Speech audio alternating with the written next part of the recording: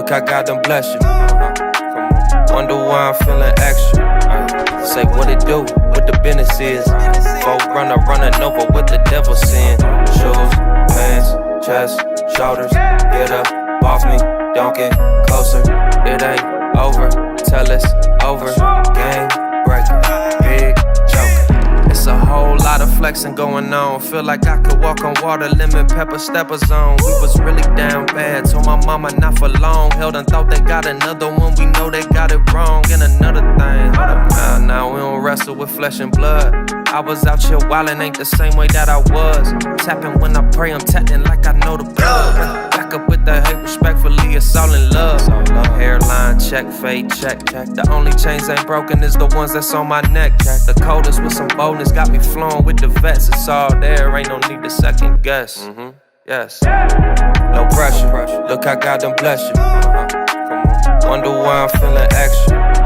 Say what it do, what the business is. Folk running over what the devil sin. Shoes, pants, chest, shoulders. Get up off me, don't get closer. It ain't over till it's over. Game breaker, big joker. Jesus like don't trip, finna make the boat tip. Set the tone with that ice cold, but I won't slip. In my bag like road trip. Switch stands, do my dance, dog, he really don't miss. I don't need a crystal unless it's hot sauce, brother. And I ain't gotta sell my soul just to pop off, brother. Ain't no demon time when you anointed. I keep it regal like movies and hop out like I'm getting dropped off, brother. Car smelling brand new. And we don't rock with the flakes, call me shampoo. We just tryna spread that light, bring them lamps through. Just got me thinking that it's nothing that I can't do. Feeling like the champ too. We just out here praising God, looking fly, you know, regular day.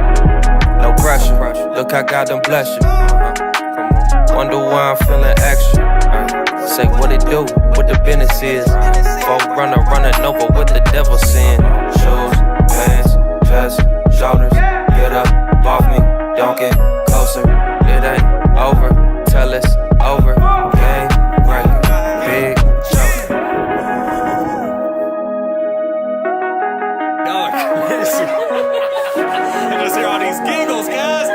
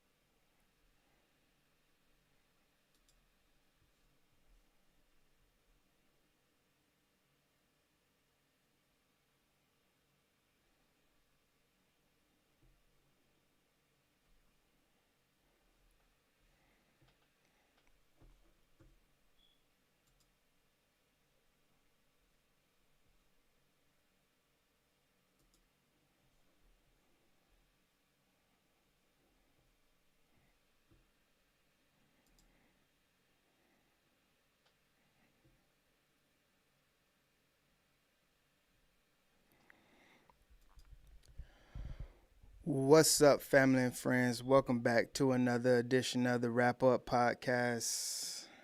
I am your host, SirLennieB. And I appreciate each and every one of you for tapping in with me. Big shout out to those that's hitting the like button, sharing the vibes, subscribing. Remember to put God first. Let's get to the wrap-up session. What's going on, my people? How y'all feeling out there? What's up? What's up? What's happening? How y'all feeling? If you can, hit the like button on the way in before we get this show started. This is definitely a heavy one in the beginning. I see we got some more people coming in. Yeah, let me play my tribute one more time.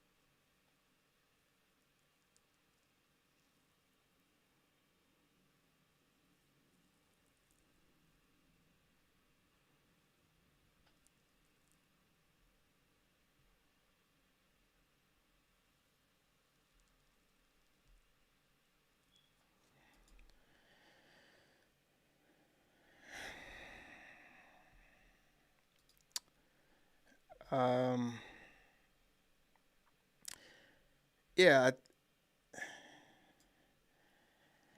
it's always tough when it's someone that you're close to, someone that you went to school with, someone that you work with,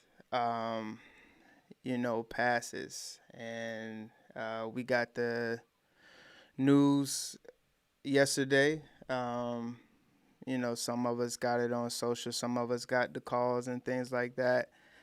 Yeah, it's tough. It's one of those things that when we're born, the clock is ticking, and we take this life for granted, man. I just hope that everyone wakes up and understand that it's not promised. Like, what is tomorrow? A lot of things that we hear in life are not just sayings. The here today, gone tomorrow, those are real. And, I just hope that, you find it from, if you haven't been living your life to the fullest, giving your life to God, understanding what your purpose is in life. Your life is so much bigger than you. We are put here for one reason, and that is to bring people to the light, and give the word. And a lot of us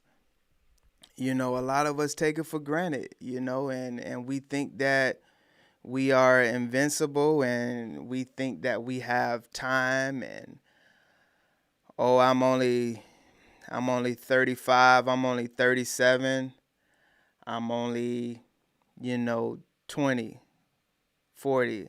I turn my life around, when I'm 60, when I done had all my fun, I done did all my clubbing that I needed to do, sleep with all the women that I need to, sleep with all the men that I need to. And we don't realize that it is such a blessing to wake up. You know, it's, we take,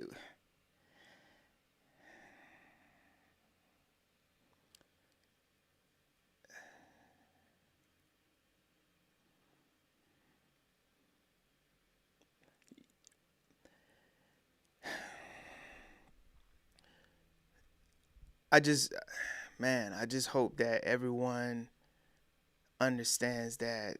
Don't use it as a wake up call if you need to, but understand that life is real.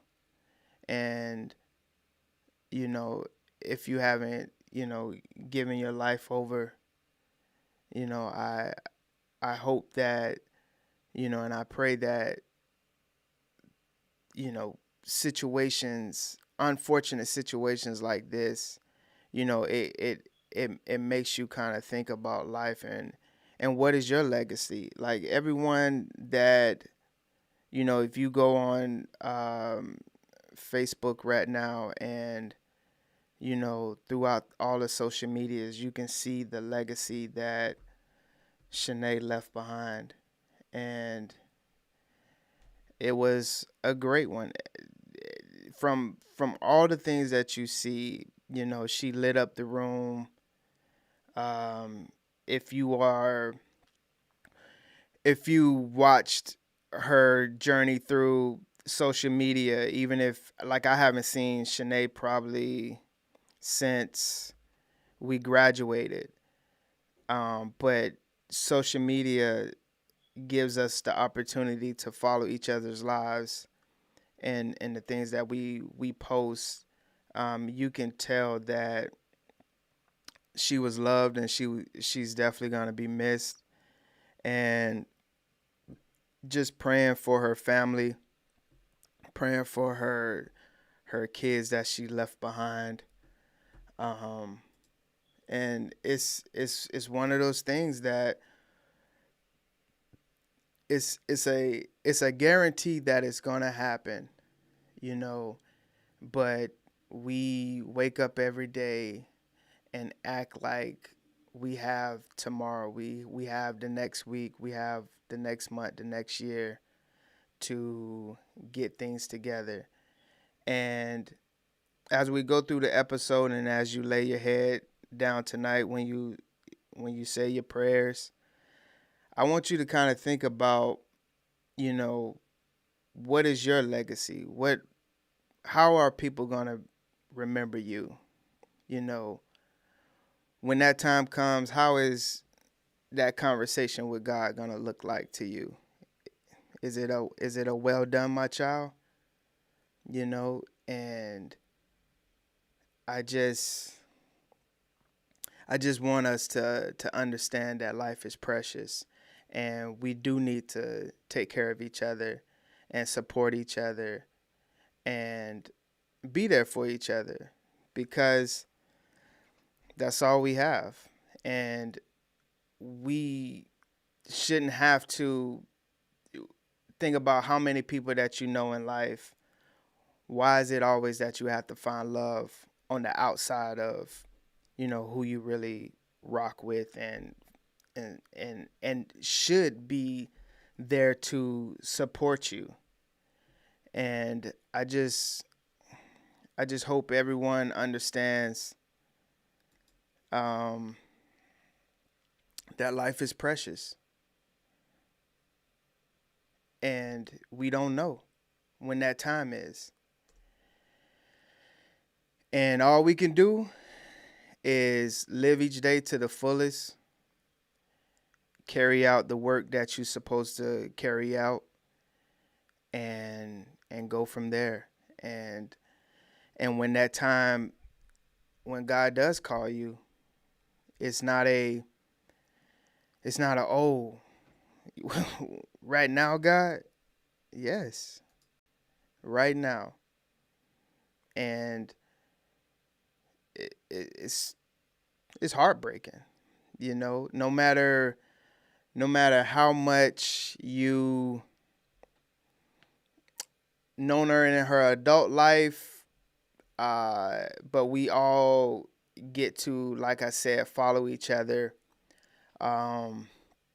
through our journeys through life, through social media and things like that. And you can tell, everyone is heartbroken. And like I said in my IG posts, you don't have to send blessings or whatever, monetary or through me. I just hope that if you do, I will be sending something myself after this show and things like that. I'll reach out to her church family and Nate, which is the head of their church, and hey, see how we can support our classmate, our friend, a person that we knew, that we grew up with, whatever type of relationship that you had with her growing up. If you got to physically be with her, in her presence as an adult recently and things like that, just I just hope that you find it in your heart to, it doesn't have to be a big number, little number, whatever, but just understand that, she one day here, going tomorrow, and, she's leaving a family behind. And whether that's, clothes, bringing the family food, we should all be there. It's not just the church family. Like, we all should be there for her, because that's what we would do for you, for me, the next person. That's community, that's family. That's what it's supposed to be. Like, when something like this happens, it should be hey, what y'all need? Hey, okay, this person is gonna take care of the meals for a week or so, or whatever that timeline may look like. Yeah. Let me bring up. I just wanted to say that before we got into the show. I wanted to, pay my respects to a dear classmate that we have. Untimely, thing. It's life. And yeah, let me bring up Rob.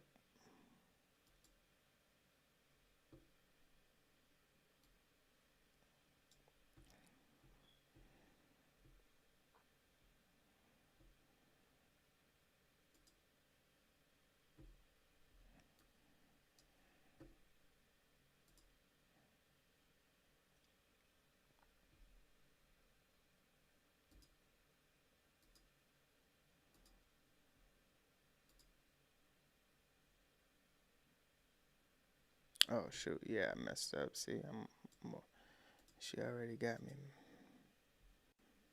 You can hear me, bro? Yes, yes, sir, I can. What's going on? Not much, man. How you doing? Good, good, good. How you feeling? I was feeling good, man. That was a beautiful tribute.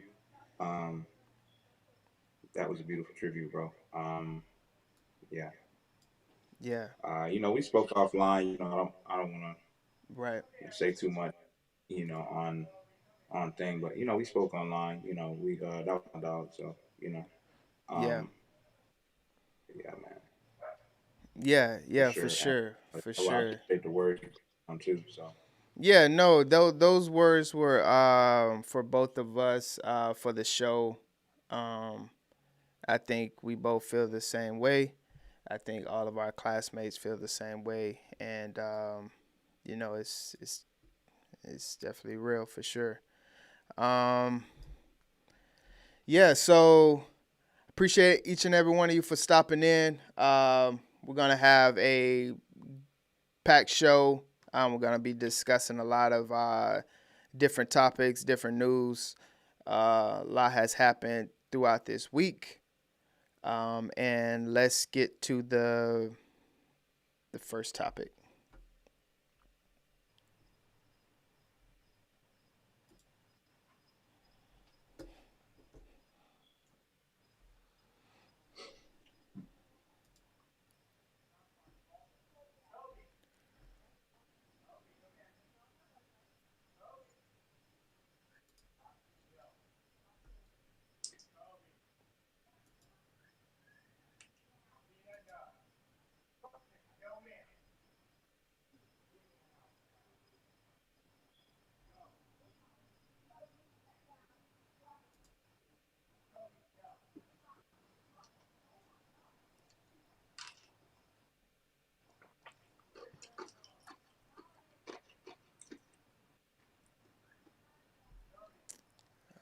Already messed up.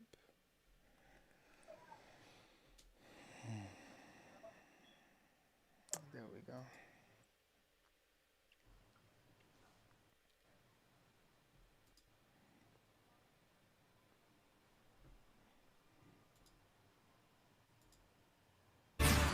Well, the number of female veteran suicides is staggering, especially when compared to their male and civilian counterparts. That's right. Fox's Alexandria Hoff has details of a new report on how women veterans are in dire need of the mental health and suicide prevention. Women are the fastest growing demographic of veterans. But sadly, female veterans are dying by suicide at an alarming rate, increasing more than 24% from 2020 to 2021. That's 4 times higher than their male counterparts and significantly higher than the 2.6% rise for non-veteran women, according to new research conducted by the nonprofit group Disabled American Veterans. We found that certain factors put women veterans at higher risk for suicide, things like military sexual trauma, which is inclusive of sexual harassment or sexual assault. 1 in 5 women veterans report experiencing intimate partner violence. Substance abuse and mental health conditions related to their reproductive health are other factors unique to female veterans that contribute to their staggering rates of suicide. And when you layer all of these things on top of exposure to things like diagnoses like combat-related PTSD, it really does become the perfect storm. The organization's report identifying what they call critical gaps in the Department of Veterans Affairs, offering more than 50 legislative and policy recommendations to improve access to gender-specific mental health care for the more than 650,000 female veterans using the VA system, including better military sexual trauma screenings and treatment, tweaking the suicide intervention model for female veterans, and improved access for women veterans in rural areas. We understand that some things are, not going to happen very quickly, and things might not happen overnight. Some of our policy recommendations will take some time, but others can be done pretty quickly. The VA and Department of Defense continues to prioritize the health and well-being of the nation's service members and veterans, providing clinical intervention and focusing on outreach and support from family, friends, and communities. It's on all of us to end the stigma of asking for help and support when we or someone we know is feeling distressed or anxious or isolated. If you or someone you know is in crisis, call the Suicide Prevention Lifeline at 988. In Washington, Alexandria Hoff, Fox News. Yeah, so, obviously, suicide is a big thing in the military, but definitely as reports are showing, with women, showing that numbers are rising, and I can only imagine what it's like to be a female soldier, airman, sailor in the military. With all it's already hard, from deployments and things like that, but I'm pretty sure it adds even more to it being a female, being away from your family and it's a different life. You know, the military. A lot of people don't understand that. Like, yeah, it looks glorified from the benefits and things like that we get, and you know, the you get to retire, you know, before 40 and things like that, but it takes a toll on your body. And understanding that women have even more of a hurdle with the sexual traumas that they deal with, being in different types of units overseas, and even at home. And we've all known different types of cases where, you know, women have been abducted, or, you know, sexually assaulted, with the bullying on the internet a few years back with the military, and I mean with the Marines and things like that. So yeah, you know, just reach out, you know, to your counterparts in the military, making sure that they are good, and understanding that if they do need someone to talk to, whether that's you, the chain of command, or, you know, the hotline 988. And yeah, you have anything on that? Yeah, no, bro. I think you nailed it. It's just, you know, we don't. You can only, you know, when you're in the military, speaking from a standpoint of like being enlisted, you know what I mean? Like you can only go off of like your struggle is your struggle. That you ain't really thinking about nobody else, man. But these numbers are alarming. You know what I Right. mean? And it most definitely needs to be something that's looked at, because saying like, hey, what is going on? Like this needs to be studied. You know what I mean? Like Yeah. they study everything else. The Veterans Affairs studies everything else. How they can get more production in the run of a 24-hour time span. You know what I mean? How they can efficiently, you know, have us only sleep for 5 hours. They should pour some of those that manpower and resources into suicide prevention, specifically for women, because they are dealing with a lot more, you know, than the men in there. You know what I mean? Like Right. they Yeah. are, you know, like they're sexually um, fetishized in there. You know what I mean? A lot, and then, you know, like the ones who do um, want to get out and like are like miss deployments and have children and stuff like that. They're picked on for that. It's just, Yeah. you know, it's a sick cycle, and it needs to be broken. And I think a lot of light was shed a couple years ago when the Vanessa Guillen stuff happened, Yes. Mhm. and stuff like that. But yeah, it's unfortunate, man. It's very unfortunate. Yeah, and you brought up a good point, far as you know, when women are pregnant and having, you know, a child and things like that, the stigma of, oh, you just trying to get out of a deployment, oh, you weak, this that and the third, is How about I'm trying to start my life? You know what I mean? right. Yeah, exactly. So yeah, it's definitely tough for sure. I was on a ship with my homie. You remember my homie White from shout out to White in from Louisiana, Mhm. and Oh yeah, yeah, yeah. she got pregnant. She got pregnant, and they said to her, "So you're not gonna be able to make the deployment." Like there was no congratulations or nothing like that. It was like, "So you're not gonna be able to make the deployment." And then that's when Right. she already knew. She was like, "Cool, like this, like I got to get up out of it." Like, you know what I mean? Like, you know. But the homie that got her pregnant, it was like, "Oh, congrats, man! You're gonna be a father." You know what I mean? Like it's a whole different reception. You know what I mean? Yeah. And that alone can cause like mental trauma. Right. Yeah, you're right. You're right. You're definitely right about that. Let's go over. Let's go over to here. Uh, okay. Yep.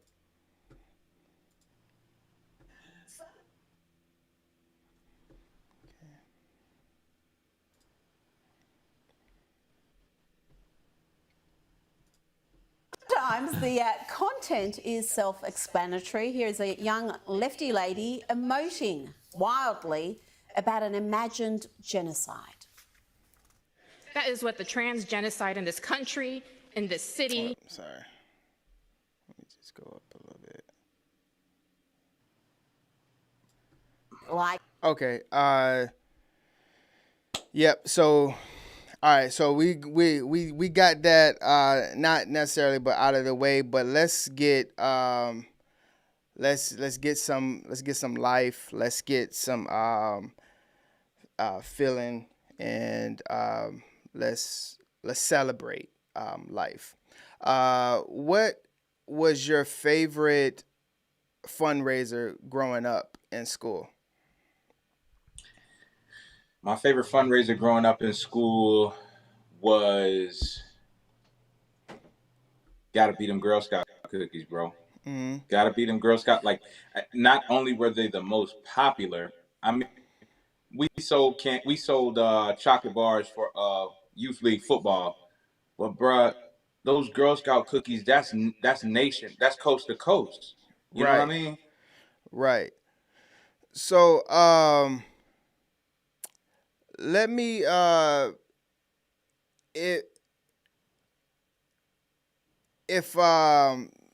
if Miss I can't remember our 5th grade teacher, but Miss Flynn, it was our 6th grade teacher. Miss Flynn. Shout out to Miss Flynn too. Red pen check. Red pen check. Shout out to Miss Flynn. If they had a fundraiser that you and a couple other students, we had to lick peanut butter off of each other's toes. All right, would you be down with that?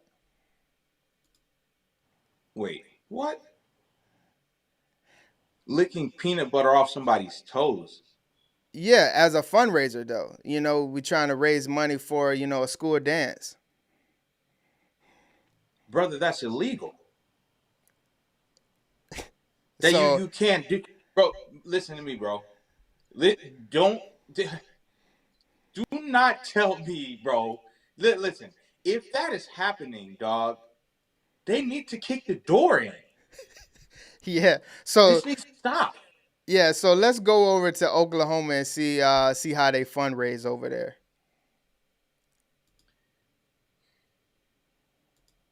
These scenes recorded late last week at Deer Creek School District in Oklahoma, where students were licking the toes of other students during what the school calls its wonderful week of fundraising. According to the school, students volunteered to participate in different class competitions to raise money for a local charity, and that included licking feet in front of shocked school community. I mean, what's... Yeah, so that's what they got going on in Oklahoma. That's how they raise money for their school dances and school funds. What you think about that? Let me paint this picture for you, bro. Let me paint this picture for you. So, Oshan, me, you, Oshan, Teriyaki, we all went to school together. And my dad was our PE teacher, right? Right. My dad was known for 2 things: yelling and tube socks. Right. So imagine my dad coming in tube socks and removing his tube socks and getting his toes sucked off by a kid, bro. These are arrestable offenses. That kid's going to town on those toes. Look at that. Man, this is crazy. And you're telling, bro, what we don't understand is on a deeper, sicker level, right? These kids are getting ruined mentally, fam. 100%. This is how you're introducing them? Is sucking an adult's feet off? Toes off? I want to know who thought about this. How did this get through the whole administration? There has got to be someone in the room that says, yo, listen, that was a good joke, all right? And we're going to seize your computer and check your browser history and stuff. But we can't have the kids actually, suck our toes off. Bro, and everyone's looking at me like, wow, why this guy saying it like that? Because we need to start saying it like that. They're sucking their toes off. 100%. And they was going to work too. Like it wasn't just like it just wasn't like a little lick here and there. Like no, it was full course.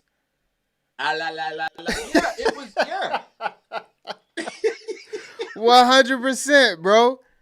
That's wild. I'm pretty. Bro, those kids are ruined. Dog. Ruined. Their brain is fried because adults want to. They need to be arrested, bro. How many years should they do? You know what? No years. They should just have to go in there right with an inmate and do that to the inmate, and then be like, you see why you shouldn't be doing that to kids? That's your sentence. Yeah, 100%. I definitely feel you on that. Like it should be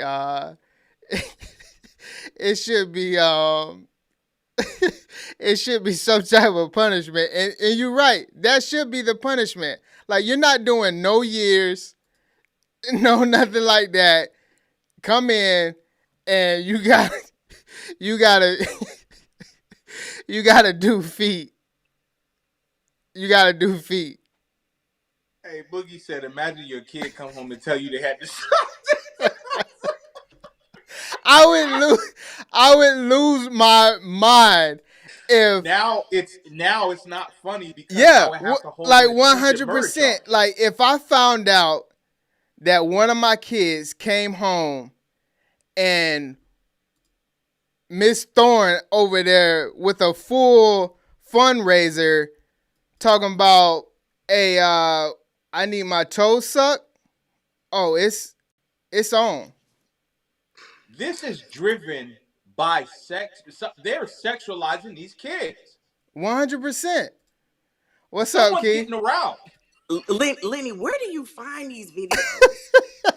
Like, I had when I tell you, you got my emotions all over the place. First, I almost cried off a lash for Shanae. You know, that was, I said, is he really about to play the tribute again? Like, you already had us in the beginning. So then I was like, okay. Then you start talking about female veterans, and I'm like, so my mom and them like, you got to get up there. This time I said, no, I was embarrassed last time. I can't go up there again. Right. Then they start licking feet. So I had LJ come in the room, and so I have you on the regular TV. So I'm showing him. I said, has anybody ever told you to do this at school?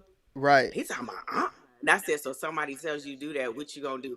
I'm gonna tell him to call my mom. And I said, and this is why you can only get a fish. I'm not having no more kids. Right. Like, the things that's going on in this world, the pressure that it's so much pressure to stay out of jail raising a child, not just because of what our kids may do. Yeah. But because of a mess like this, and them kids may feel intimidated, like they have to do. Yeah. It's okay to do this. Right. Because where do you find these stories at?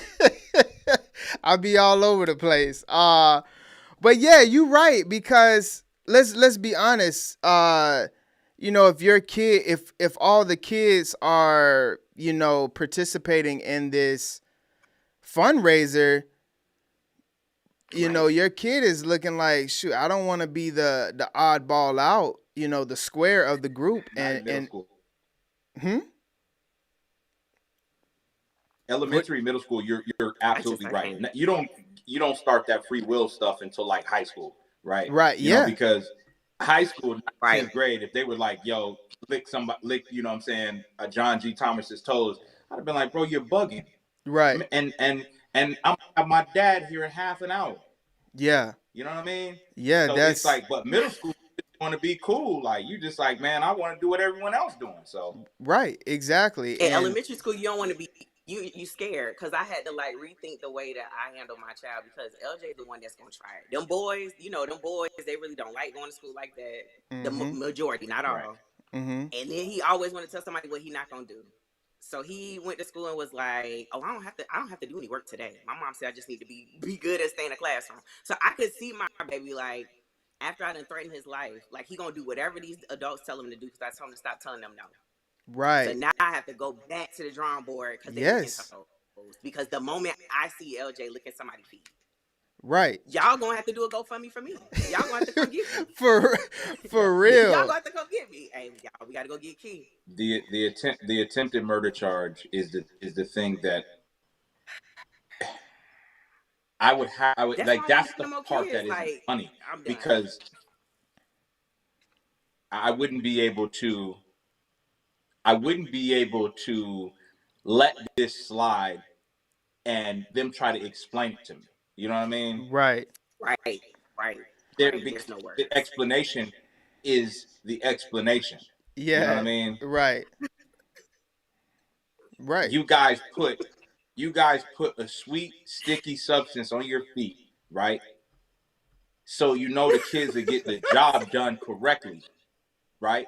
Oh, this is how it's being described to me, right? You guys put a sweet sticky substance on your feet, on your body, right? And so the kids will do their job correctly and thoroughly, and then you had them do. Yeah. It's just, it would be hard for me not to shoot out the roof in there. You know what I mean? Yeah, you I don't right. remember Dale being this funny back in high school. I don't remember Dale being this funny back in high school. Maybe I missed it. I don't remember Dale being funny like this. Yeah. Yeah. And Me and Lenny Look, talking. Lenny, I'm thinking we about to talk about them chocolate bars. You know, what happened to like right. the You spoiled right. version of You World's right about the Funniest, where they had the chocolate crunch bars. bars, the almonds. Yeah. The dollar No, chocolate you pull up bars. clips of people licking feet. Right. No, you pull up clips of kids licking feet. And I had to turn y'all down, and I had to bring LJ in a very calm voice because I didn't want him to think he was in trouble. Hey, do you see that? What are they doing? So, like the kids licking the adults' feet. Has anybody ever tried to tell you to do that? Right. It's okay. He was like, no, like you gotta have those conversations. This is why he can only have a fish. I can't have no more kids. Like the shop is closed. Like it's just too much pressure to stay out of jail. That is wild to think that got, because I'm pretty sure your principal signs off on all your fundraisers. Who signed off on that? After COVID, and COVID is still alive. I don't know why people think COVID left, because she's still here, and her little cousin is around the corner. And you licking feet? Feet. We talking about feet now. The fact what people are missing is I think I was in 8th grade, right? And Miss Flynn, shout out to Miss Flynn, man, but Miss Flynn was hell, right? And Miss Flynn was a very good teacher. She prepared us for the other side, right? And so there was a fundraiser that we had at Palm Bay Elementary. So I'm at Stone now. I'm in middle school with y'all, and I went back to the fundraiser for the day. And I hit Miss Flynn in the face with one of the meanest pies. And they were upset. You remember? Yo, I don't remember much. High school and down. I definitely remember that. I stuck it to her, right? I stuck it to her. Bow. Pie to the face. And they wanted me in cuffs. I remember that. They wanted me in cuffs for assault. But this is what they said I could do. They said, right, it's at the end. You can go up to him and yank him in the face. So I'm like, I'm looking at my dad. My dad's like, yeah, go ahead, bro. Like, all that was going through my mind was the torment, you know what I'm saying, that she put us through with, 10th work at the 6th grade level. Like, why? You know what I mean? So I did that and got in trouble for that. I was on punishment for that for a long time. That was okay. And I got in trouble. No one's getting in trouble for this, is what I'm saying. Right. And they're sucking toes off. Sucking toes off. All right. That's wild. Okay. Dale had to get his lick back. He had to get his lick back. He got it back. All right. Okay. Let's. I stuck it to her. Let's. All right. Look, I ain't gonna stay up here too long. Yeah. Because my mama said I showed out last time. I ain't gonna stay up here too long. I just needed to ask you, like, one of the things, like, what, if we ever circle back, I think I just need to add a little more context, because them clips are just very quick. So I said, Mom, it's a little more to the story. Like, you'll be back. Yeah. It's not that bad. Okay, yeah. But yeah, I just need to know where you got these stories from. Hey, this is America, though. I'm ready tonight, Lenny. Hey, just know that this is America. Just know that. All right, yeah. I'll pull you down and then I'll pull you down and then you can come up anytime you want to.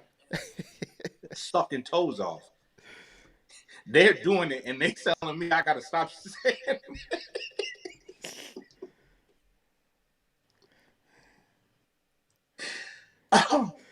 This is our country, man.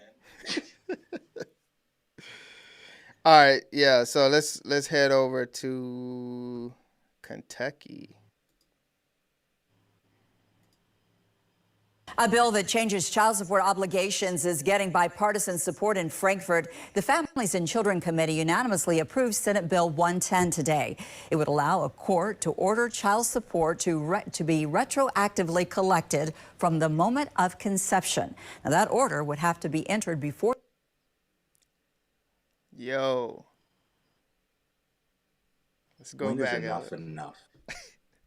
Order child support to be retroactively collected from the moment of conception. Now, that order would have to be entered before the child's first birthday. The bill now goes to the Senate floor. Yeah, so that's what they got going on over there. And you know, like we know that we live in a copycat league, and one state do it works, and then here we go with the other states. What is your thoughts? Do you think that this is chat, what do y'all think? Do y'all think that, this is something that it should have already been a thing? Yeah, what's your thoughts? What's your thoughts, bro? Bro, this isn't it's kind of like with the AI thing. It ain't how I feel. This is what's going to happen, brother. Like, you know what I mean? This is the way it's going. This is the way it's trending. So yeah, they're going to do this. This is why it's important for us as men to each one teach one and be like, hey, listen, before you make this bad decision, it's going to cost you. Right. From the point of conception is absurd. Yeah. Bro, when is enough gonna be enough? What's the reasoning behind this? Right. Yeah, just I don't know, man. And to think, like, how are they justifying that this is yours? The only way that they should be able to sign off on it, right? Is if they are okay with recouping that and giving that back to the man if that child turns out not to be his, right? Mm-hmm. Because this is how murders are going to be committed, dog. Right. What's your thoughts, Key? I mean, because kids are expensive. Somebody's pregnant, if they miscarry or God forbid happens, do they have to pay that back? Like, what's the stipulation to that? You know what I mean? Right. Yeah, I don't necessarily like it because I feel like it's teetering to me in the lines of like them trying to control this whole pro-choice or taking away the pro-choice. Them trying to control like pro-life, pro-choice. It's teetering into that where it's like, let me dangle this in front of your face because I wonder if there's any other bills that's like connected to it. Is this a one for it because of them trying to pass other things? Is this the distraction in the forefront? Right. But I definitely think that they should have paternity tests, up front associated with it. And I hope men actually take it seriously and actually go get tested. And the only time they can be put on there, because you can, get a paternity test while a female is still pregnant, right? Mm-hmm. A lot of these guys that get put on there is because they don't show up. They don't go. So then they're deemed the father by default. So to me, a lot of that can be avoided if men put themselves on child support or when they get that call, show up. Mm-hmm. But I need a little more context because what does that mean? Like, if you're right. Left, You're right. And And then you know us, we gonna look for a loophole. So then I can see some folks like, well, but how long do I have to be pregnant? right. Yeah. Boogie's crazy. Not trying to be funny.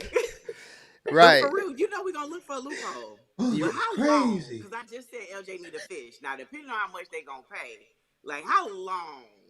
No, I'm playing. Look, Nah. my mom watch the show. Yeah. you want me to pull you down? Yeah, look, because Sister Vanita gonna be up here. Listen. But no, I just need more context. I think this is their way of dangling the carrot because they're trying to do away with the abortion clinics and things like that. And as someone, and I don't mind being transparent for myself, like I've had miscarriages.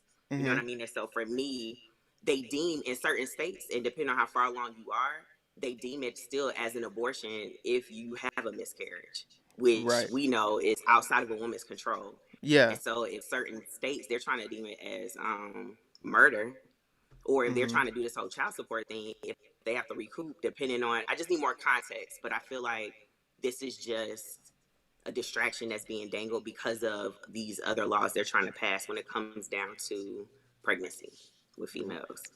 Right. For sure. Men have to stop. Men got to get out of trying to tell women what to do with their bodies. Do what is the best for you, what is the healthiest for you. But I feel like that's a whole different situation, right? And we could have a show just on that. But keeping it like honed in on this, child support at conception is crazy. Right. That's crazy. Yeah. You know what I mean? Because I feel like Chosen One saying, do men always pay child support, or does that apply to females as well? I think that it will never apply. Well, technically, if the man is taking care of the kid, yeah, of course that could happen to where the female is taking care of having to do child support. But what this is talking about is from conception. So we're talking about hospital bills and all of those types of things, right? So this will always be a man paying a female. Right. Men can't get pregnant. That's what I mean. Yeah. That's what I mean. So like, you're telling me that at the hospital, the baby pops out, they make sure the child is healthy, everything like that. Now, if I don't want to pay child support, right, and I want her to pay child support, I have to take that child, and from then, right? Right. You hear how crazy that sounds? That sounds crazy because from conception, I'm down in. It doesn't make sense. It doesn't make sense at all. Like, I mean, I have to take my child from, and what kind of sicko would do that as a man? That child needs that bonding time with their mother. So right.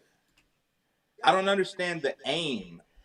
I don't understand the, and there was a good point in the chat. It said, you got to think about the community that this is going to affect the most is the Black community. It's a setup. Yes. You know what I mean? Yes, 100%. Everything is an agenda. Yeah, so what you got, Keith? Said that. Think about the community that is impacted the most. I don't like E-Cam. E-Cam keep kicking me off. Oh no, I did that. I did that. Keeps kicking me off the chat. Oh, is you off the chat or the stage? Out of the thing. Look, Dale, don't make that face. Don't make that face. So for me, I'll say this. When we think about, so like, cause me and Dale, we got kids. I mean, not Dale. Sorry, Lenny. Sorry, Dale. I don't know if you have kids. My bad. But like before the kids get there, it's a lot to like prep for a kid. So, and I get it from the standpoint of if a person gets assistance while they're pregnant, right? There's somebody that's fitting that bill. So whoever is fitting that bill, I get it. They want to get a little recruitment. But I will say this. So as someone who I have joint custody with my son, when my son spends his time with his dad, I have to pay him child support. Right. That is something that's not talked about out loud or whatever, but we have joint custody. I have primary custodial rights, but when my son goes with his dad, I have to give the child support back. So, and if I don't, then he's gonna go. Hold on one second. What are you doing? So my son hear my name. Okay, go ahead. Ooh, child. Y'all got an 8-year-old if y'all want. I got an 8-year-old. I don't know. But I will say this too. Statistically, if we look at the numbers, there's actually more Caucasians that are on the system than there actually are African Americans. Mm-hmm. So if it's a setup, I don't know if it's necessarily we're set talking up towards us. Huh? You're correct about like welfare, but like child support, I don't know the numbers on that. You might be right. So to me, it's like the same because when and maybe it's me watching Paternity Court with Judge Lauren Lakes. So when any of these individuals get on welfare, right, and especially if it's because of kids, they have to name whoever is getting on welfare to get support. They have to name a potential father. So whoever that individual is, if they don't get tested, they're deemed. A lot of times they're just deemed the father by default, where then they have to pay child support.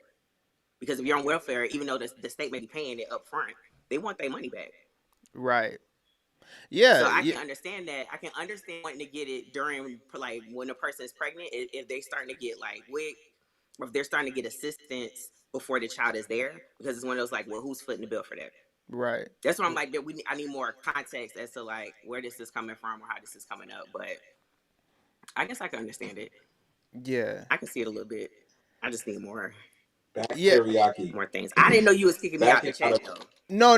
I thought that's what you was. That's what I thought that's what you was trying to do. Yeah, my bad. I didn't know if you could still see the show or not. But yeah, I can just take you off. It's okay. It's all right. Yeah. It's all right. Dale, what you was about to say? But I would say if I don't do that, then I won't know when you want to come back up. So unless you put it in the chat or I see yeah. So yeah. But you're saying that you can see, you can kind of feel it, but like you're talking about like the government assistance. This right here is talking more on the assistance from an individual, and that's where I can say like that's that. Well, yeah, because if the government is assisting you, like whoever the government is assisting, like when women. Because it is predominantly when women get on this type of support, government assistance support, you have to put a man down. You have to put a father down, and that's who they go after to get the recruitment of what the assistance that they're giving that person. Right. And so when sometimes when these men, when they're like, you put me on child support, in order for them to get assistance, they have to put a person's name down. Right. So for me, I'm like, man, if they understood the laws and the rules. Because of course they could put any person down, right? But if they get assistance, they have to put a person's name. They have to put a father down, right? And that's when the state or whatever will try to go find that person. Yeah, because they want. They should have to pass a test. They should have to pass a test before they're able to get on any assistance. And the test I'm talking about is a DNA test. Because if it's mine, then you won't mind.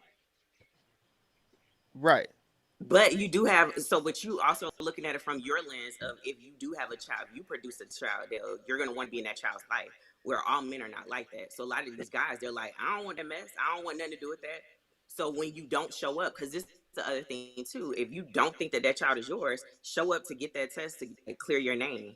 I think the ignorance of how that works puts a lot of these men in these predicaments where they think if they just avoid it, it'll go away.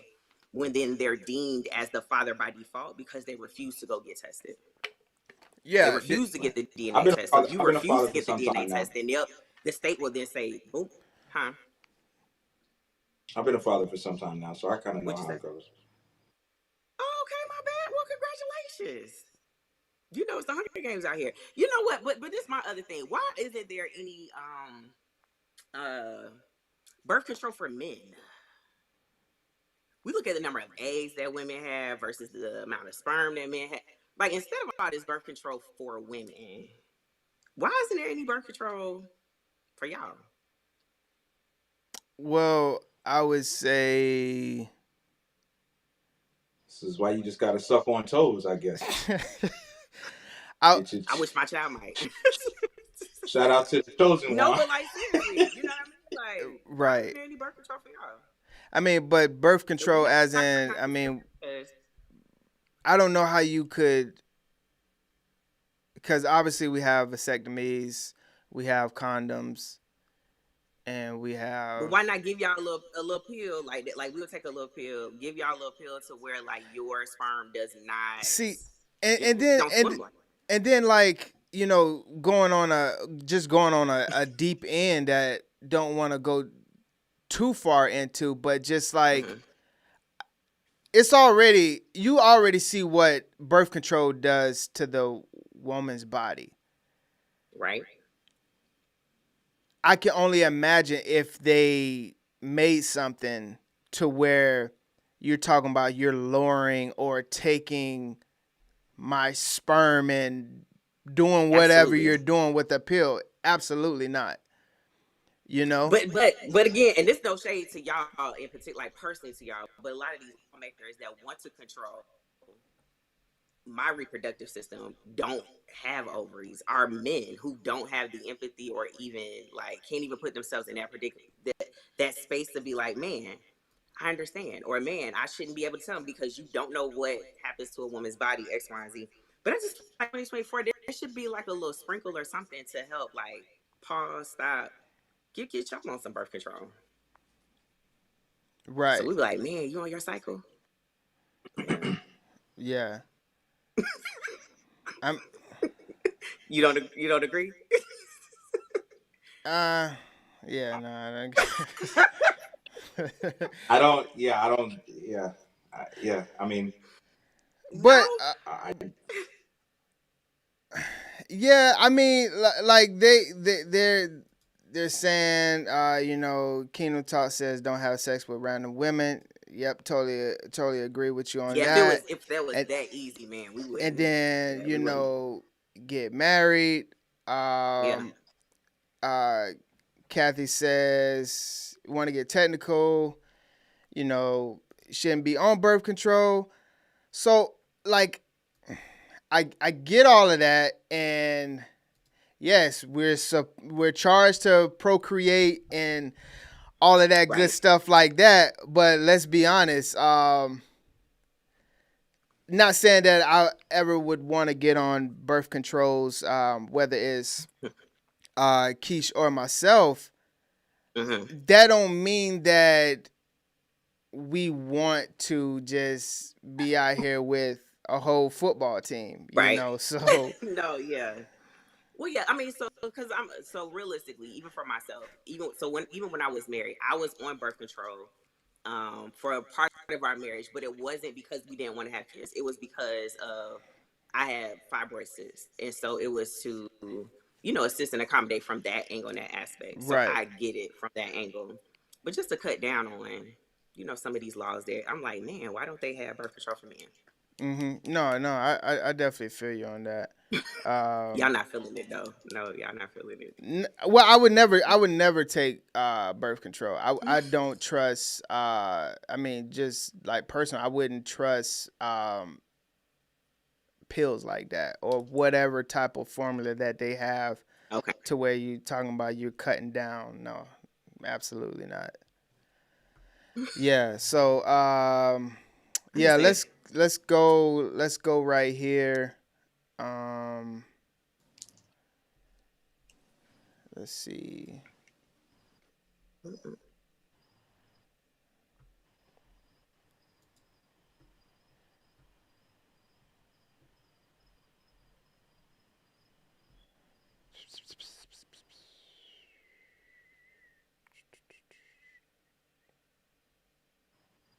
bro, I really can't believe you remembered that pie to the face that I gave in this film. I actually remember that, and that's surprisingly. I didn't remember it until you brought it up. Yeah, for sure.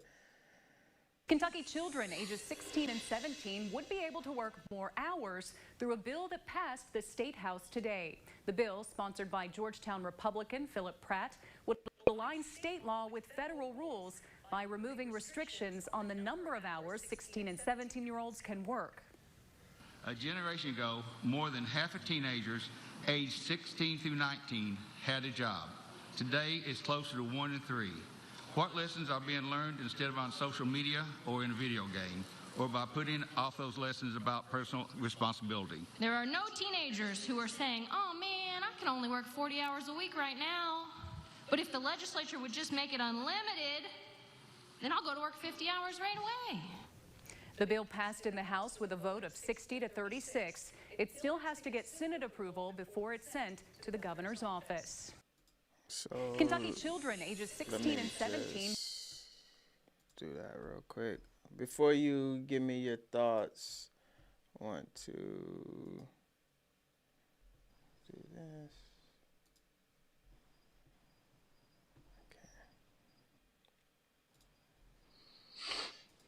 Some parents expressing concerns over proposed changes to child labor laws right here in Florida. State Republican Representative Linda Cheney of St. Pete Beach filed a bill to change restrictions on working hours for some teens. Her proposal would do this: delete part of the law that says 16 and 17-year-olds cannot work before 6:30 in the morning, after 11 at night, or for more than 8 hours when they have school the next day. We reached out to Representative Cheney. She told us she believes the bill will create opportunities for young people, adding parents still have final say when it comes to their children. Yeah, so what's your thoughts on teenage, working, and especially now that they're talking about, they can basically work like an adult now? Well, eventually, if everything goes through. Yeah, I don't like it, bro, because they getting these kids on the hamster wheel in the rat race too early, bro. You got to let a kid be a kid, man. They trying to program them. As a kid, man, when we got our first job, we were 14, 15, whatever. Mhm. And that was just so we could have a lot of Reebok classes, bro. Mhm. We wasn't our parents wasn't making us pay the light bill and stuff like that. But when you get to that point and you're working 40, 50 hours a week, bro, you're a real bill paying adult now. Right. And that happened at 15, bro. Just because it happened in the generation before us, you remember when our parents would always tell us, well, when I was 15, I was okay, fine. Now I don't have to do that, My Right. parents never told me I had to get a job as a kid. I Mhm. had to get good grades, right? And I had to go to school, but I did not have to get a job. But the con to that is I had to settle with whatever school clothes they wanted to get me. They wasn't gonna buy me school clothes, whenever I wanted. So I got the job to get the shoes I wanted, the sneakers and the hats and stuff that I wanted. Yeah. But that was fun. You know what I mean? And we were Right. working 20 hours at the most. Yeah, You I know think what it I was mean? I think like at the time, no more than 30 you could do or something like that. Yeah. So that's very reasonable when you're getting off at 9 o'clock, 10 o'clock, you go in for 3 hours, I think it is or Mhm. was at the time. And Bottom like, line, baby. yeah, and like Teriyaki's saying, like, where are these teenagers that want to do over 40 hours, a week, So Right. and I also feel too that this sets up the ones that have to work heavy, Mhm. Let me pull Keisha in real quick.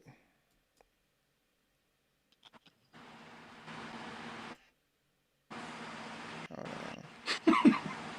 They were classics, bud. Classics, man. What'd he say? Hey, What's up, Keish? You. What's up, how Keith? you doing? Good. Let me What's just up, Dale? let me pull you in How you real doing? quick. Good. How are you?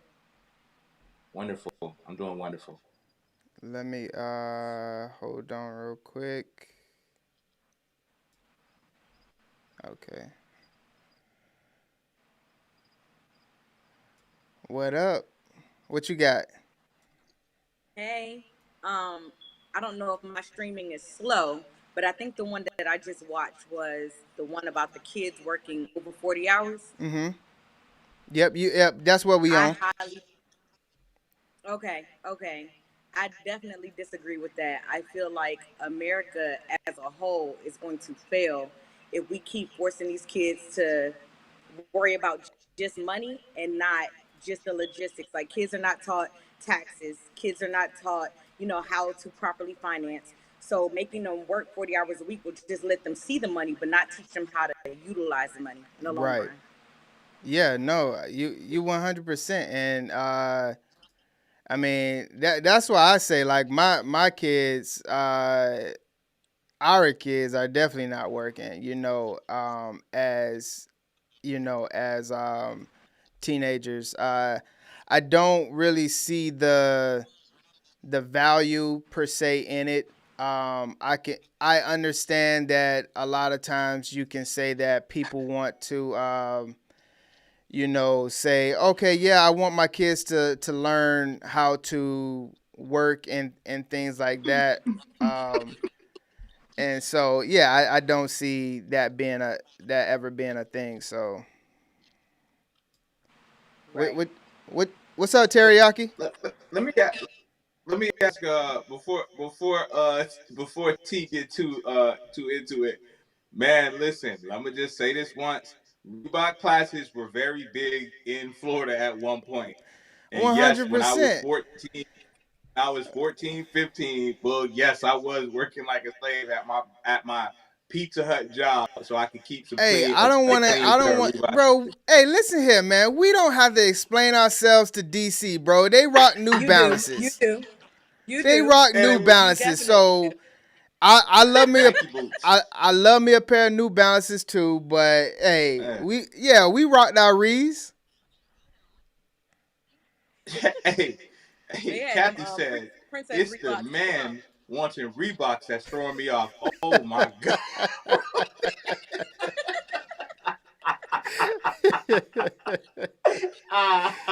Well, I love this show, man. Teriyaki, what's going on, bro? Yo, what's up? What's up? Chilling, bro. What you got, man? Big dog. Not much. Hey, yeah, man, I agree with y'all. Like, your team, you should definitely not be jumping into a full-time job at 15, 16 years old. You know what I mean? And the only thing I could think of is like, yo, man, hey, it seems like to me that they're trying to set the stage for a group of people that's not going to be in the in high school. You know what I mean? These folks are coming in here just, ready to work. I hate to tie this into like the whole migrant thing, but No, it's coming up. You're right. if you, you know, you have people that, need jobs immediately and they're not interested in jumping into high school. Hey, that stuff is available for them. You know what I'm saying? So like, I see that's they setting the groundwork, because you got to remember, man, like a lot of these jobs that they're talking about, these are entry level jobs. These 16-year-old kids, they ain't out here like performing open heart surgery or whatever, So like, they're looking for people that's gonna be, working entry level jobs, like picking strawberries or working at Amazon. The type of jobs that we thinking about ain't the ones that they're trying to fill. They ain't trying to cop no reeds to, look fresh at the mall. You know what I mean? No, you definitely right. But you have a point when you say that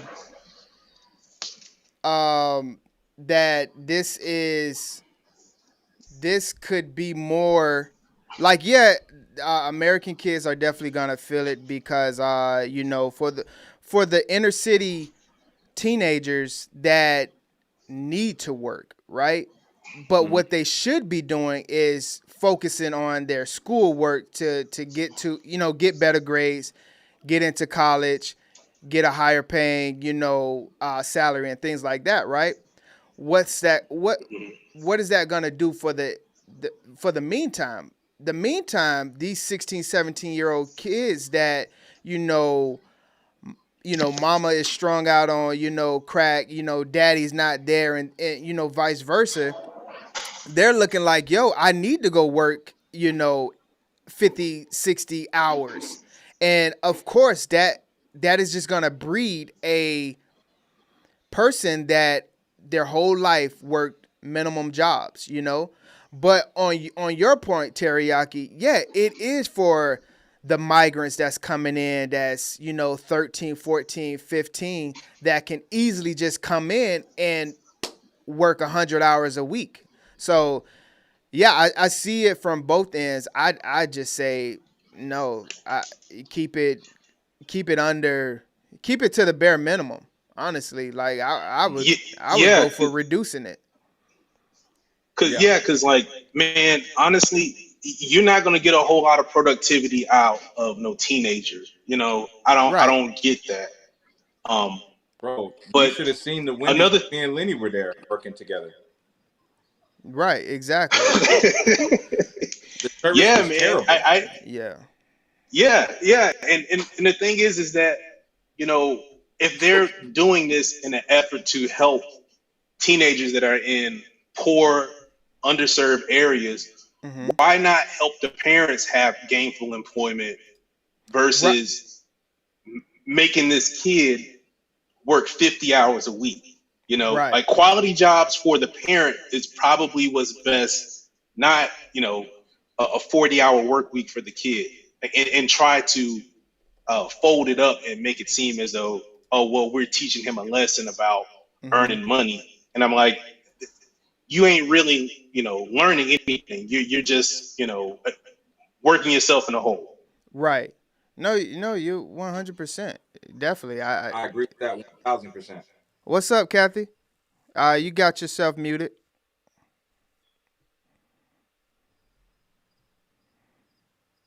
Yeah, Here we go with the Reebok. let's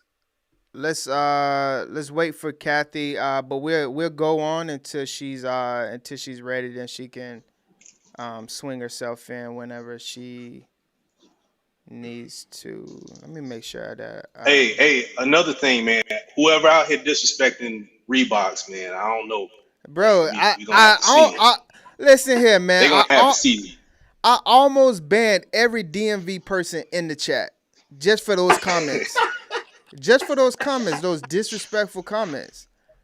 Talking about Hey, we don't see that. I told him about we don't talk about New Balances. We don't talk about New Yorkers with the long ass Timbs. Right. Come on now. Yeah, don't hey, lay off the rees, dog. Lay off the rees.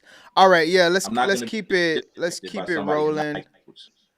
Terry, I'm gonna move you down and then you can call back anytime you want to, bro. Oh, okay. Yeah, I would just drop that. Okay.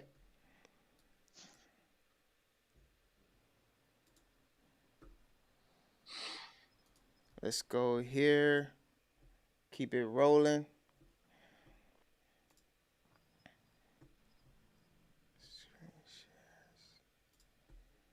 Hey, you remember when Keith did that split in the parking lot?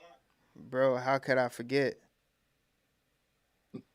How could I forget? Senator May stated. Madam President, how many votes would it take to pass this bill with the emergency clause? That would be 4/5, Senator. And what would be the exact number for that, Madam President? Yes, sir. That would be 32.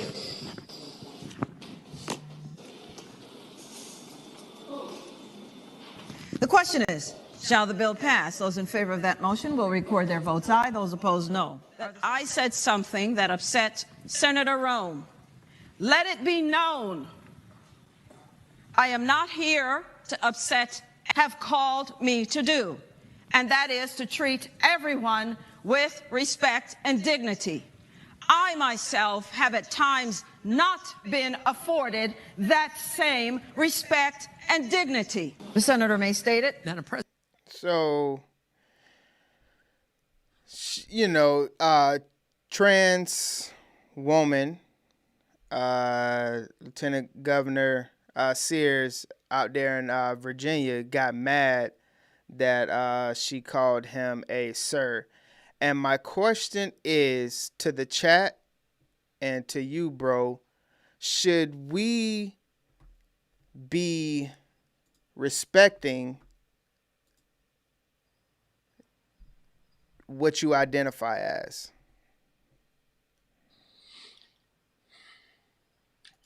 I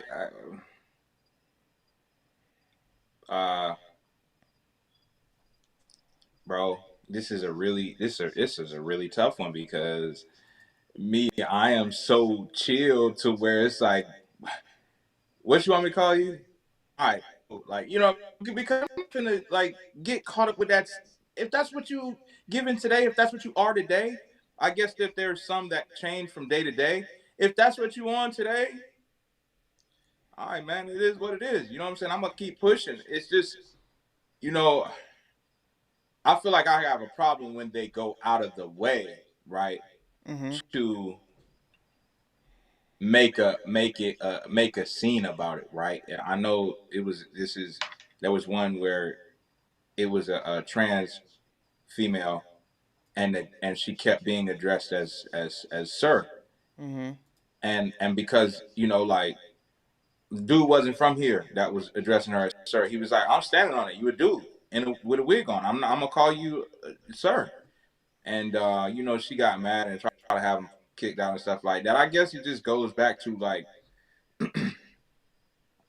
what is it gonna like? I just feel like I don't know, bro. I really don't like because this is one thing I really don't understand. You know what I'm saying? If you want to be called that, like, fine, you get no pushback from me. Like, it is what it is. Right. So what basically you're saying is like, hey, like at the end of the day, I don't necessarily respect it, but if you want to be called ma'am, sir, they, them, whatever you is, that's just what it is. Yeah, it's not necessarily that I don't agree with it. I don't agree with it. Mm-hmm. Right? So, but that doesn't affect me. So if that's what you want to be called for however long this interaction is between us, Right. I'll respect that, right? Because you may not respect my beliefs, but you will respect me, right? Right. In our interaction for however long that may be. You know what I mean? I don't know. You know what I'm saying? Like, I'm not gonna go out of my way to, hit you with a sir. You know what I mean? Right. For a 5-second interaction with someone in a restaurant, Yeah. Yeah. What if it's somebody at work?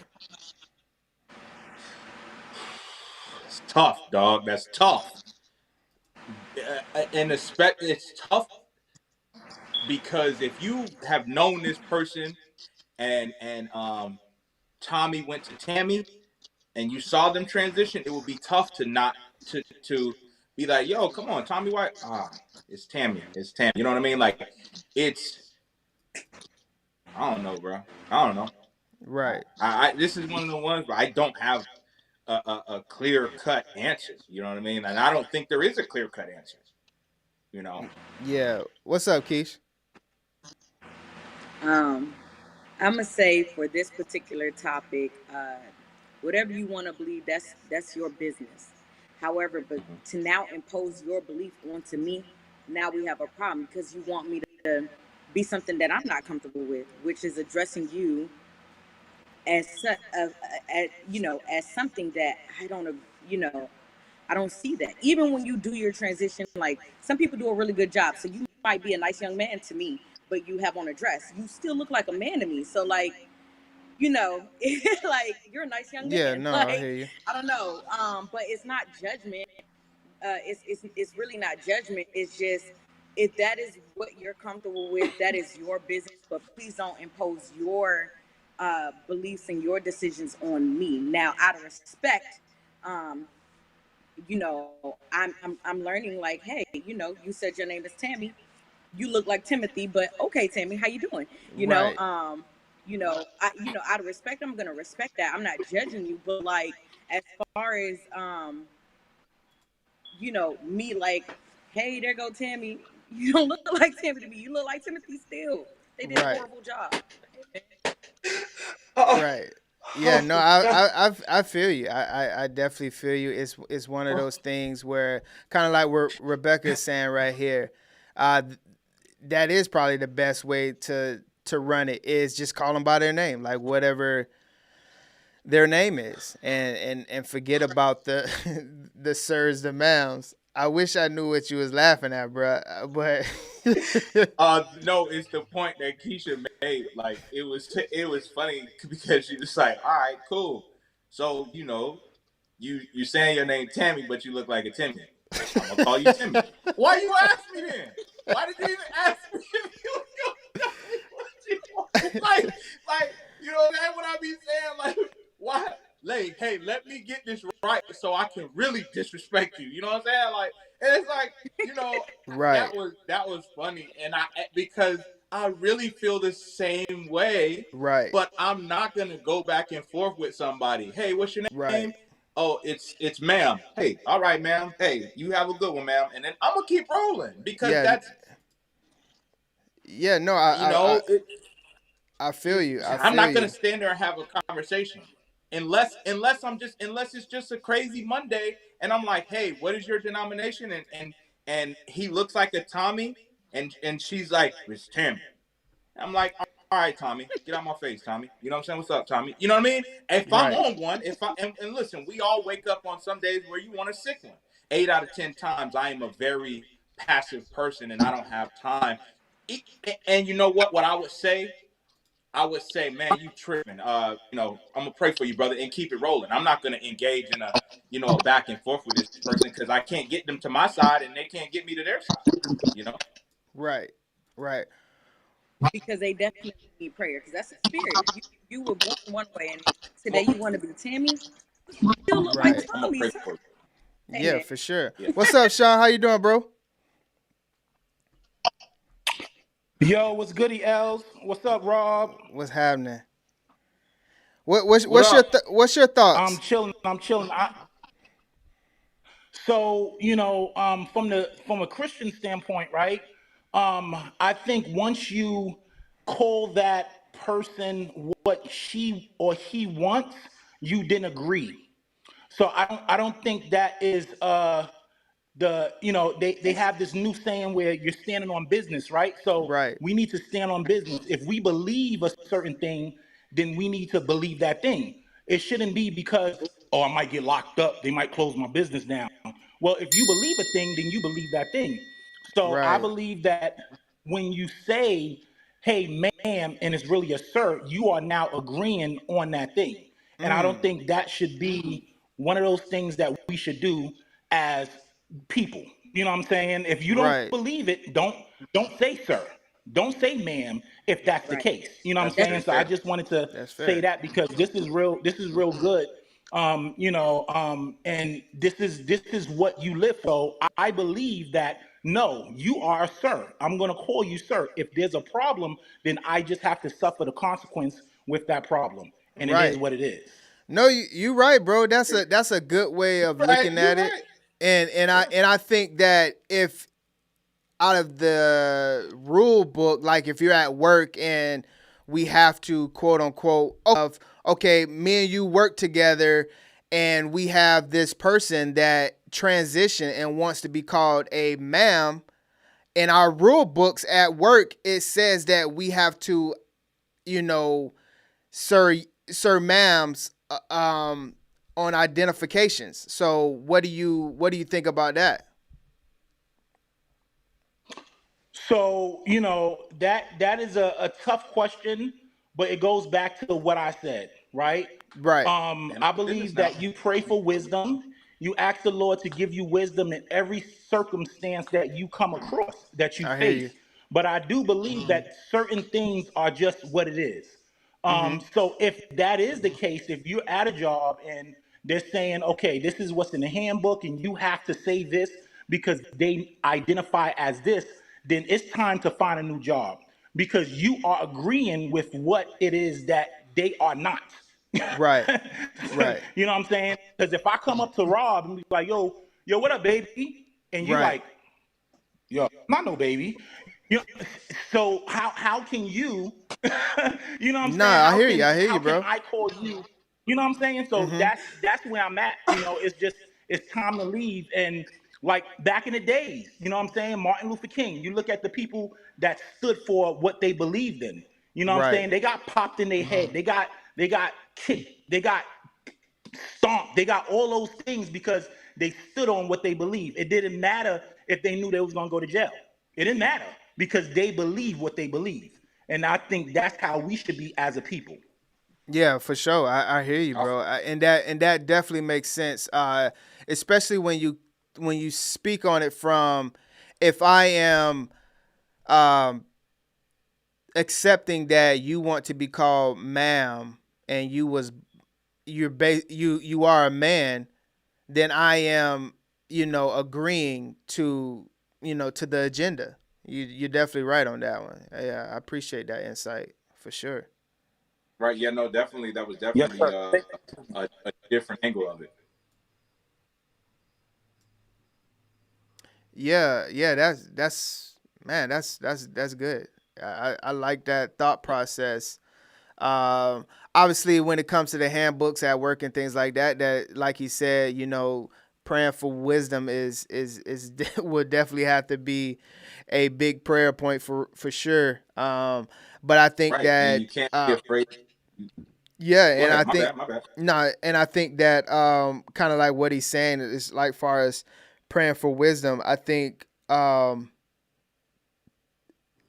is not going to have you somewhere that is going to one, go against the word, and two, harm you in the end by if this keeps going on 6 months down the road, you done, what I'm saying, gave old Tammy one of them, quick lefts, and then yeah, for sure, yeah, in the break room.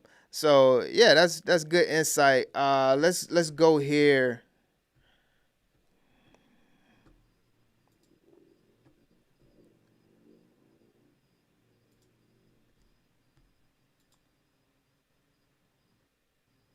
DeSantis is expected to sign a bill banning Governor Ron DeSantis is expected to sign a bill banning social media accounts for children 13 and under.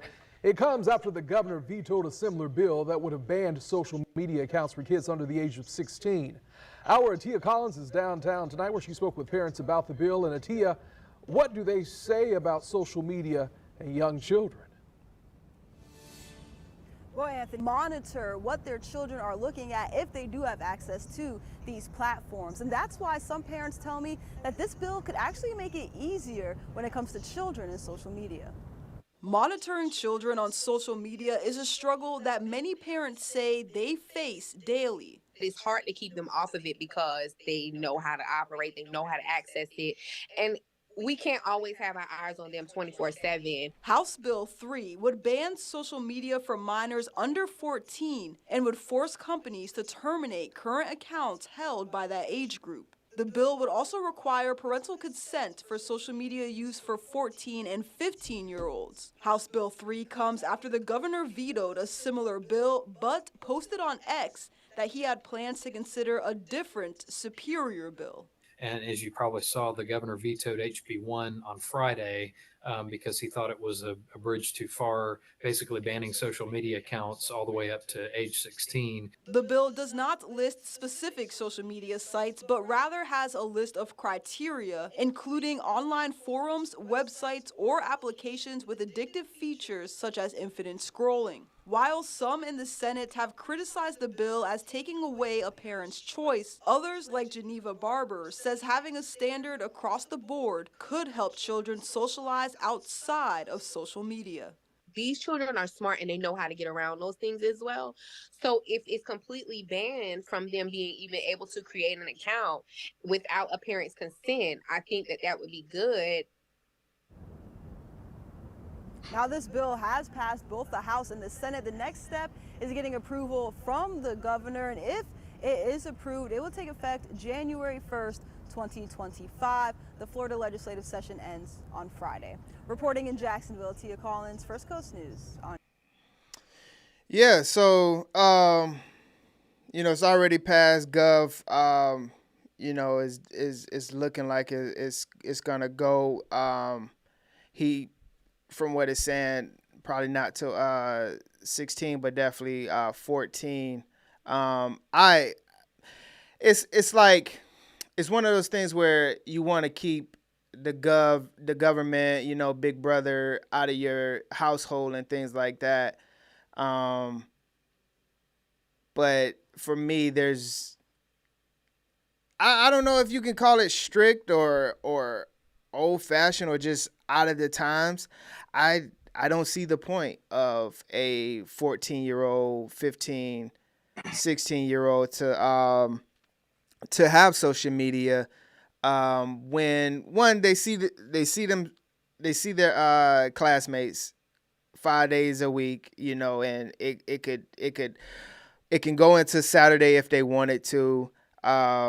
They're able to have phone calls and FaceTime now, where that wasn't a thing where when we was in school. And I just feel like with all the cyberbullying and the bullying that happens at school bleeds over into the cyber world. I think it's just 24 hours of cyberbullying. And yeah, you can't tell a kid to turn it off because that's obviously not really a thing. And just that story, I think it was 2 weeks ago, where they was cyberbullying some trans kids, and they got beat up in the bathroom. So I understand from that standpoint of waiting for social media until you get of age. Yeah, what's your thoughts on that? What's y'all thoughts, chat? Y'all for what age do y'all think that is appropriate for social media for minors? Go ahead, bro. I agree, bro. I definitely agree because I grew up without social media. You grew up without social media, and our childhood was lit, bro. Mm-hmm. Like, I'm not even gonna hold you. We had a nice lit little childhood. So it doesn't. We wanted to go to school. The lunchroom was our social media. You know what I mean? Yeah. And the amount of ridicule that we used to take in school or whatever, just like, shout out to, and you may have to bleep this, but shout out to Booger Fallon. Now imagine if Booger Fallon was getting bullied all day, all summer. Yeah. She never would have been able to shake that. Right. Man, she invented herself in high school. I think I seen her right before we graduated. Like totally different person. You know what I'm saying? Like, yeah. So imagine if we would have had Facebook or whatever and continue to Booger Fallon her every year. Every time she do something good, someone put boogers in the comments or something like that, something crazy. She never would have been able to shake that, right? Right. So, I think it's good that the kids don't need to be on social media. However, how you gonna stop me, bro? When we were kids, right? Mm-hmm. When we was kids, we was getting on websites we wasn't supposed to be on, right? Right. And how were we doing that? We wasn't hacking nothing. We were simply saying we were born in 1971. Yeah. You know what I mean? Right. To bump up the age. These kids are gonna find a way around anything, dog. Mm-hmm. So I don't think that. I think it should be banned, but come to me about how you're gonna ban it, right? Yeah. Come to me about how yeah, you're gonna ban it, how you're gonna do this. Yeah, just don't tell me that you have to put in a birth date, in a birth year, birth month, and it's gonna happen, because obviously, we did it. Kids do it nowadays. Like, it should be a straight up ID needs to be, or something, right, in those types of parental, maybe not. A picture of your ID needs to be sent away for review, right? Yeah. Yeah. And then they send that back, and now you can get on social, because, bro, they're gonna find it, and that's what's gonna happen in this little beta window that they're gonna run. The kids are gonna get around it. Yeah. Hey, I'm back on Instagram. Man, how you got back on Instagram? Man, it's a dude in third period. He's showing everybody how. Like, bro, boom, they back in. Like, they never left. You know. So, all right, let's head over to the DMV real quick. Since they don't like Reeboks over there. Yeah. But Nike boots are all right.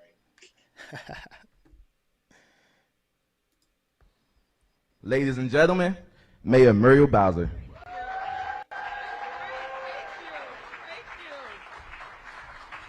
Let's give Brian a big round of applause. I'm excited.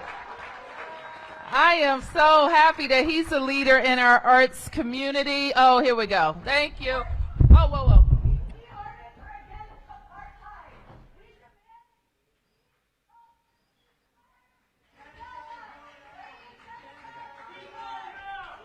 He's trying to get busy, bro. Yeah. So, ladies and gentlemen, Mayor. So earlier this week in DC at the art festival, they protester for the ceasefire out there in Gaza tried to run up on the mayor, and luckily she had a real good team on her side that wanted to keep her upright, and so that's what's going on. But I wanted to show this in DC as well.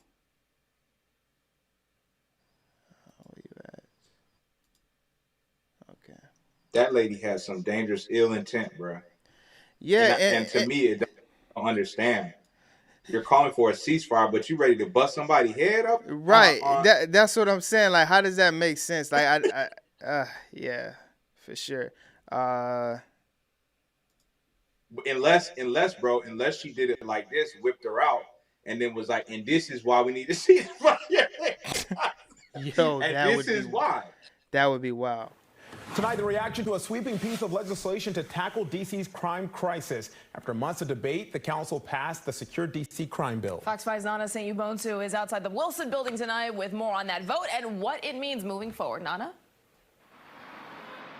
Guys, good evening. The Secure D.C. Crime Bill passed unanimously 12-0 with Council Member Trayon White voting present. Now, this legislation, it includes over 100 different measures from changes to gun violence, penalties addressing organized retail theft, expanding the definition of a carjacking, and drug-free zones. A number of the amendments were made to the bill today, including the expansion of DNA collection. In this bill, DNA will now be collected from suspects who are involved and charged in dangerous crimes, but not yet convicted. U.S. Attorney for the District of Columbia, Matthew Graves, says he applauds the DNA measure in that it, quote, will both help solve violent crimes and prevent future crimes. A number of residents tell Fox 5 that this passage is a step in the right direction, while others are disappointed.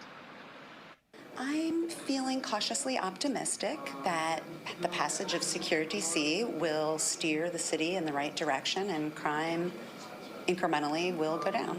My neighbors and I are afraid to go out alone at night after dark and walk our dogs and pump gas. And I think it had reached sort of critical point to make a real statement and make some, pass some laws that would enact change. I'm happy with a lot of the amendments that were made today. I'm just not happy that young people who this bill could unfortunately impact, right, or not involved in this conversation. We believe that Yeah, so we all know since we've been on here, we've been covering DC and especially their crime. And when Valentine's Day, when the police chief and mayor was talking about it, even then that it was coming up through the legislation, and it's finally passed. And it's funny that you can, when the residents change, used to be Chocolate City, now you see a whole bunch of different types of faces in the neighborhoods. Things like this is going to happen when you have people like that saying that, hey, I don't feel comfortable, walking my dog at night. And obviously things are gonna change. And I mean, we already seen cats like Baby K, out there, on the streets. So what's your thoughts on the crime bill? Do you think it's one of them things where it's just like, okay, it happens, and then all of a sudden we get a influx of arrest and things like that. Yeah, that is what this is. It sounds dangerously like the 94 crime bill, stop and frisk. They're using, but they're staying away from those buzzwords. Again, what we said earlier is they push an agenda. They know which communities this is going to affect. Crime has been bad in DC, dog. Right. You only care now because you've gentrified it so much, right? And now white people are getting affected. Right. That's why it's an issue. Let's be real, dog. Yeah. Like, that's why it's an issue. This lady says she can't walk her dogs at night because she's afraid of getting her you know what I'm saying, her head pushed back. Like, yo, I get it. It's rough out here, and isn't it? You know what I'm saying? Welcome to the real world. Right. It's bruh, and that's what's gonna elicit the change. If they had me on there as dark as I am talking about, yeah, man, DC's rough, man. I'm from Florida. I moved up here, and all they do is talk about my shoes and stuff like that. They would have been like, bro, get this dude off. You know what I mean? But now an older white female is on there. She said, I can't even walk my dogs. My dogs. I can't walk my dogs. Me and my dogs. And it's like, we got to do something. Yeah. You know so what I mean? just and it said in the bill that it's expanding the drug-free zones and things like that. So it could easily catch people that are not aware, because let's be real. Like, how many people know that's in our cities and things like that when bills update and change and things like that? When it's like last week you was able to smoke here, and then, next week you getting pulled over. And then with that happening, thinking that you're in your right, you get loud and, you have your little arguments with the cops, and then what happens? Somebody's dead, so yes, things like that. Let's head over to New York real quick. We got a couple things I want to address over there. So breaking tonight, a man charged with murder and moments ago facing a judge accused of dismembering a body and then carrying some of the body parts back to his home. Eyewitness News reporter Stefan Kim live at Bronx Criminal Court with what just went down. Stefan? Well, Sandra and Bill, Tuesday, cops found a torso and arms in a Bronx apartment. Yesterday, they found the victim's head and legs inside a freezer in an apartment in Harlem. Today, police arrested the man who lives there. He is the man alleged of committing a particularly heinous and evil crime, 48-year-old Sheldon Johnson, accused of killing a man and dismembering his body. But Johnson says they have the wrong man. I'm innocent. The victim, 44-year-old Colin Small. Tuesday night, police found his torso and arms inside his apartment in the High Bridge section of the Bronx after the super called cops. Orlando Medina says a tenant called him around 1 a.m. Someone was pleading for their life. She said she heard 2 gunshots. Someone saying, please don't kill me, I got family, something like that. And then 2 more gunshots. Yeah, bro. What you think about that? The audacity to dome shot someone in your apartment building is absolutely, Brad. That person does not care, right? And then to chop them up in there like that, you have a mental problem. You don't need to be on the street with the rest of us, bro. Right. It goes back to old Dahmer, man. Like, and see, and like, think about it. I'm not saying that he would have kept going or he did it before, but you remember in Dahmer where like his neighbor was calling the police and saying like, "Yo, I'm hearing some wild stuff over there," and luckily that these neighbor calls and the police did their thing and went to go find this dude. Man, that's a wild story. This is it's sick and disgusting, bro. To chop him up like that, bro, like no respect at all. Like none whatsoever. Let's stay over in New York real quick. And say he in head in the freezer is crazy. That's wild. Her boyfriend pushed her onto the subway tracks in the financial district. Our Melissa Colorado is live at the Fulton Street station tonight. And Melissa, what are police telling you? Well, Gilma, we've heard of random, unprovoked subway violence, but this is actually a case of domestic violence happening right here. Police telling us what started out as a shouting match between a couple ended with that boyfriend shoving his 29-year-old girlfriend onto the subway tracks right as a subway train was pulling in. Oh my gosh, I'm praying for her. When is it going to stop, you know? It's ridiculous. Subway riders in shock upon hearing that a case of domestic violence spilled onto the subway tracks of the Fulton.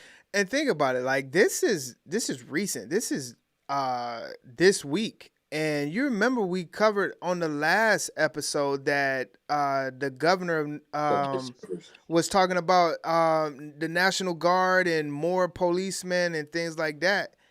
And oh yeah, they was crying about the overtime bill. Yeah, and this is still a thing in the subways. Fulton Street Station this morning around 10:30. Police responded to the call that a boyfriend pushed his 29-year-old girlfriend over the platform edge as a Brooklyn-bound 3 train was pulling in. Police say the man ran away. Oh my God, that's crazy. Is she, like, alive? Power to the third rail was turned off as paramedics and police officers tried to pull the woman from under the train. Both of her feet were severed. She was rushed to Bellevue Hospital, where she remains in stable condition. Where's all these National Guard that they said that they were going to come? Alec Walker, who lives in the neighboring Seaport area, says he hasn't seen the amped-up security presence that Governor Kathy Hochul promised earlier this week after announcing that she is deploying the National Guard and the state police to quell fears of crime. Where's the safety? Where's the protection? Where's the tax money going to? Yeah, Buddy, right, man. Like, and see, he is. And sometimes I'll be wondering, like, is those just headlines that they want to put out there, acting like they're doing the job, and then once the headline is there, it's like, oh yeah, we're doing all we can. The National Guard is there, but this is literally a couple days ago. I think they said Tuesday. Like,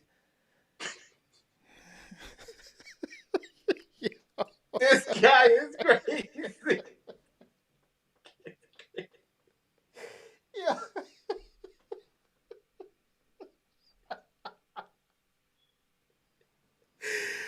Oh my God.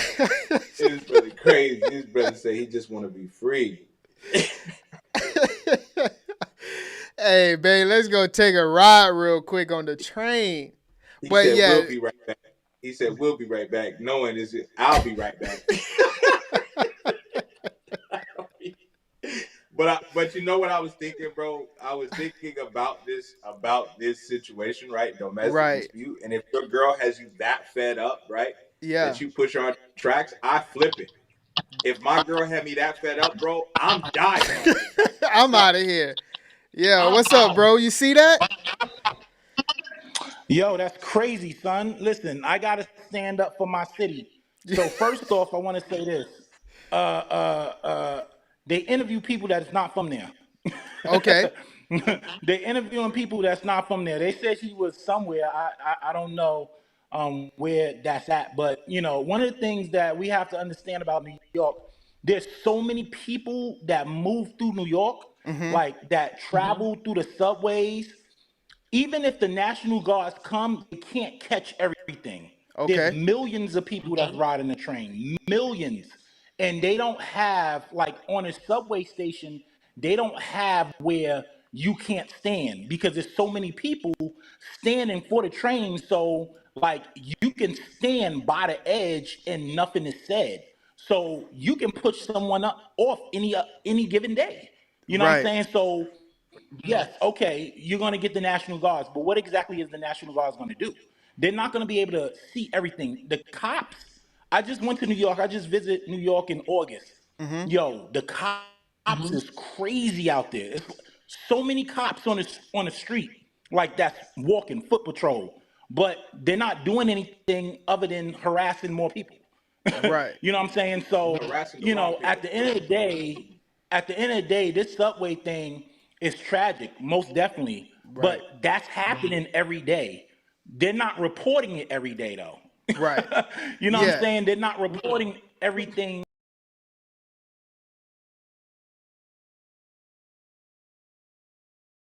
They're not reporting everything that goes on in the subway. So I just wanted to like kind of make that clear. You only see a piece of New York. You don't see the whole New York because New York is crazy. And it's like I said, there's so many people in New York. More people are living in New York. They're coming to live in New York. Mm-hmm. And then you got people from Jersey taking the subway because it's cheaper to take the subway than to drive the car over the bridge. So you got Jersey people, you got Connecticut people, you got all of these people traveling on a subway. You know what I'm saying? So it's impossible to catch every single thing. That's a So sick mix. so you don't think with the with combined forces of the National Guard and the police department being in different exits, and I don't know if you've seen, but I've heard that they have RoboCops in the subway. Have you seen those? I have not seen them. Okay. No, I have not seen them. But I do. Let me say this. Let me say this, Els. I believe that the National Guards, the police, and you know, just bringing them in will catch the person, but it won't stop the crime. If that Right. makes sense. Yeah. Yeah. So Yeah. it'll No. it'll, it'll catch the person yeah. So it'll Yeah. catch the person that threw her in front of the train, but it's Right. not going to stop the crime. Right. Yeah. You Yeah. know For what I'm sure. saying? Yeah, he'll get caught down the street, but still, she lost her legs. Yes. Yes. 100%. I think Got you cannot, unless you on some Minority Report type of stuff, you cannot stop all crimes for sure. But Right. hearing that he he got away, obviously he's gonna get caught because it's his boyfriend. So she lived. So yeah, I mean, I don't think you can stop it, but it's wild to think that this just rolled out. We just did a show Thursday that it rolled out, and something like this not prevented but not caught right away. I think that's Right. where I'm like, that's wild to me. Right. And I just want to say this before I go. When you brought up like the whole chopping up the body and stuff like that. Right. You know, I don't know like what I don't know what spirit governs New York. But we are I'll take myself out of that, but I used to be a very nasty person. I was very mean, like nobody cared about me. And this is the mindset that we had in New York. And Right. everybody's the enemy. Right. So, I say that because it's like this. I lived in an apartment for I left New York when I was 17 years old. I lived in an apartment for basically all my life, and I never knew my next door neighbor. I didn't know my next door neighbor because my next door neighbor don't have nothing that I need. So Right. I'm not going over there asking for sugar, none of that stuff. Like, that's his life, that's her life, and that's gonna be their life. So everyone live in their own lane, literally. Because Yeah. once you have seen with once you get out of your lane, something happened bad to you. So people stay in their lane.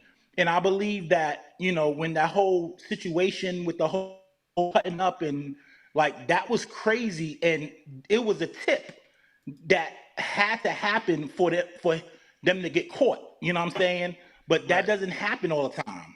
It doesn't happen. I'm surprised they didn't have the body in there longer than what they did, because nobody reports anything, nobody say anything.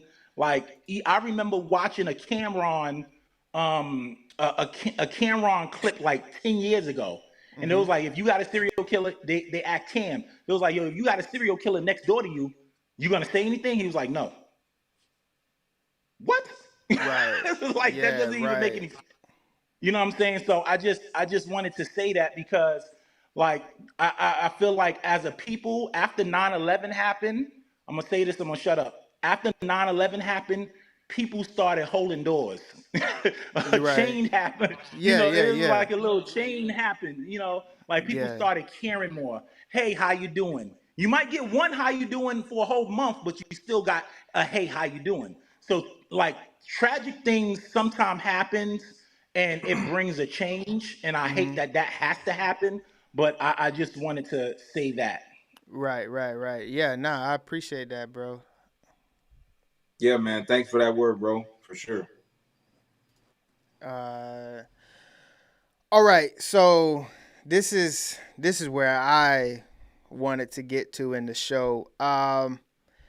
So okay, guys, we have election year coming up.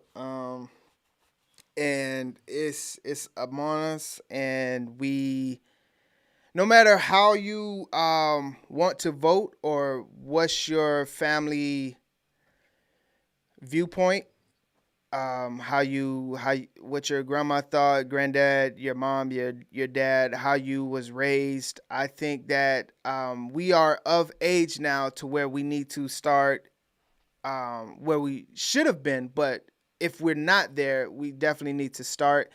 And I love having the conversation of what the future looks like, what the present looks like for us, and for us to just think critically and independently and have our own thought process, whether it may look wrong or right to the next man. But just knowing that if you vote or if you feel that way, that is you on a educated thought process, and that is a thought that you came up with yourself. And I'm not here to persuade, sway anyone left or right. I just want to have conversations and view things that we may not have seen. So I'm gonna start. If everyone don't know, the State of the Union was Thursday.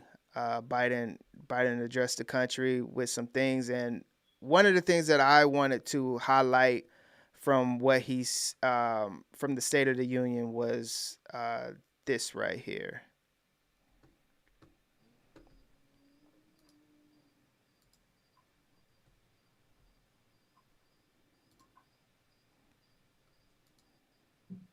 Look, folks, we have a simple choice. We can fight about fixing the border, or we can fix it. I'm ready to fix it. Look, folks, we have a simple choice. We can fight about fixing the border, or we can fix it. I'm ready to fix it. So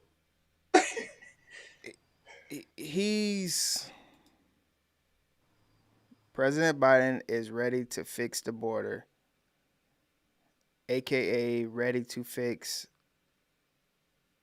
the migrant situation, immigration, the borders. That is what he just said Thursday. You did this to yourself, man.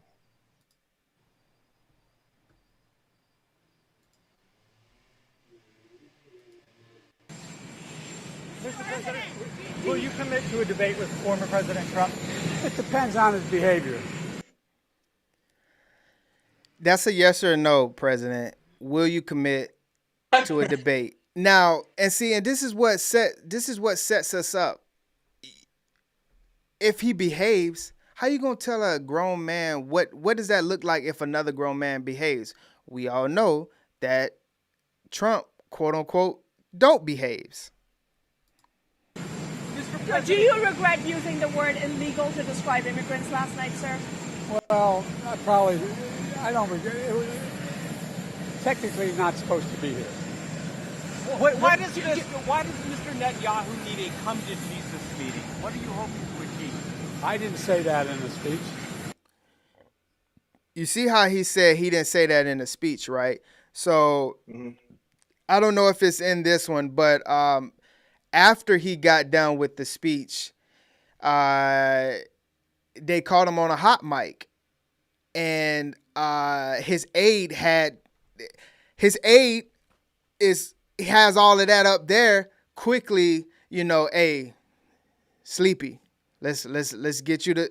I will say this though, yeah, right. Technically, I will say this. Watching the State of the Union, I will say that I've never seen in this term that he's had him so energized, like he was up.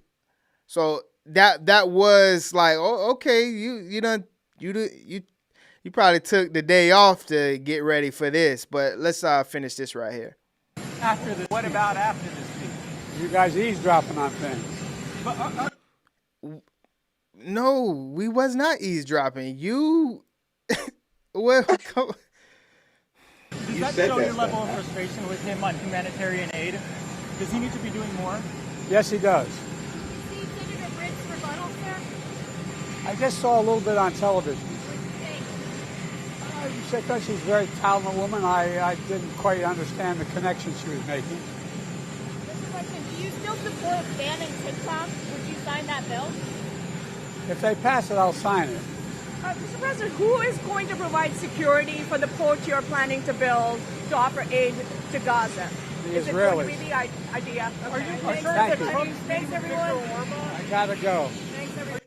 Look how he's talking, bro. Bro, look how he walks off. Concerned that Trump's meeting with Viktor Orban and continues to do so? Well, I'm not. You should be. What's the latest on the ceasefire talks, Mr. President?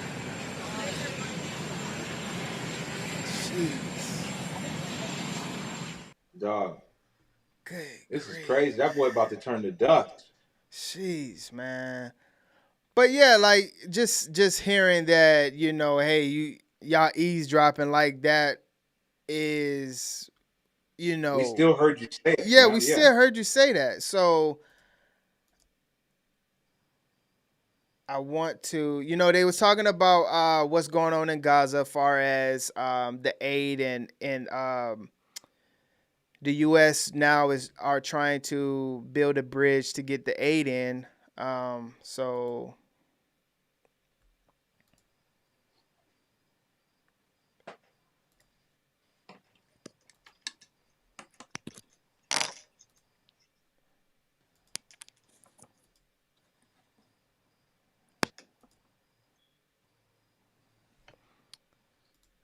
okay, so right here.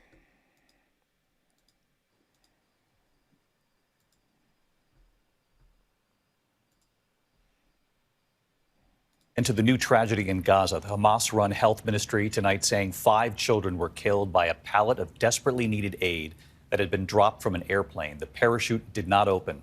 Authorities say it crushed the children. Tonight, the Pentagon aware of the reports, but also adding it was not U.S.-delivered aid. Tom Sufi-Burridge in the region tonight. This is the moment humanitarian aid dropped from the sky over Gaza and turned deadly. Pallets raining down, that parachute appearing to fail, plunging to the ground. Chaos as desperate Palestinians run to scoop up aid. What you don't see, 5 children crushed to death by a pallet, according to the Hamas-run health ministry. Tonight, the Pentagon saying it wasn't a U.S. airdrop that caused the casualties. We've confirmed that all of our aid bundles landed safely on the ground. With the UN saying more than 500,000 Gazans are facing starvation, President Biden caught on this hot mic moment after the State of the Union, speaking about Prime Minister Netanyahu. I told him, baby, so many people. I said, baby, you know, I'm going to come to Jesus. Sir, just... The president quickly interrupted by an aide, today saying Netanyahu needs to do more to get aid in. And tonight, a coalition of countries backing President Biden's plan for the U.S. military to build a temporary pier off Gaza's coast to allow aid in by sea.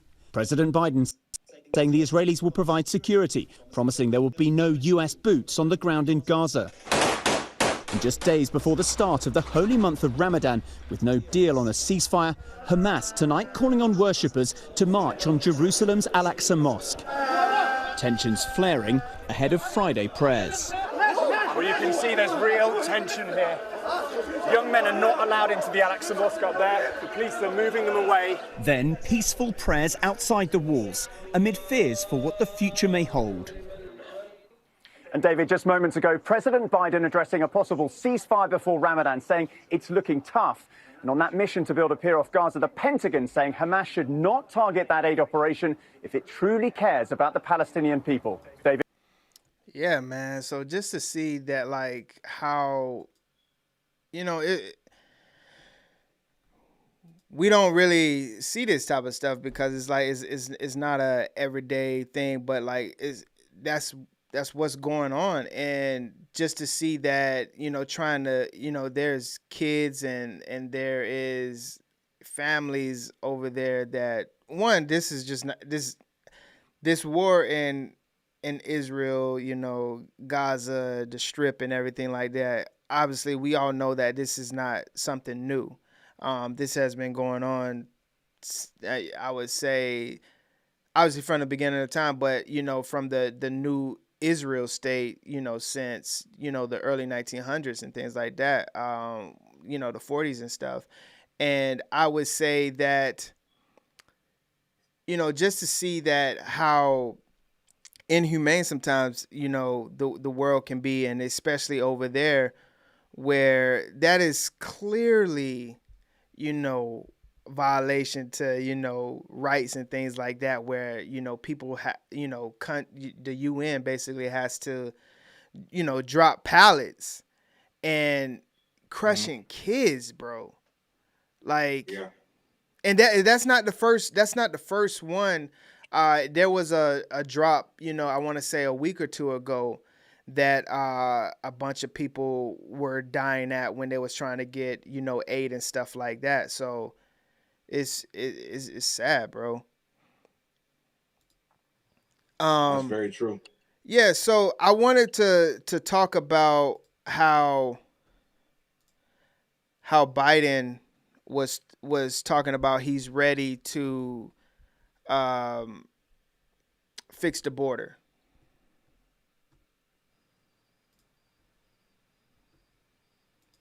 Cherizier warns of worse to come. This will end in civil war and genocide, he says, if countries like the U.S. and Canada keep supporting Prime Minister Ariel Henry.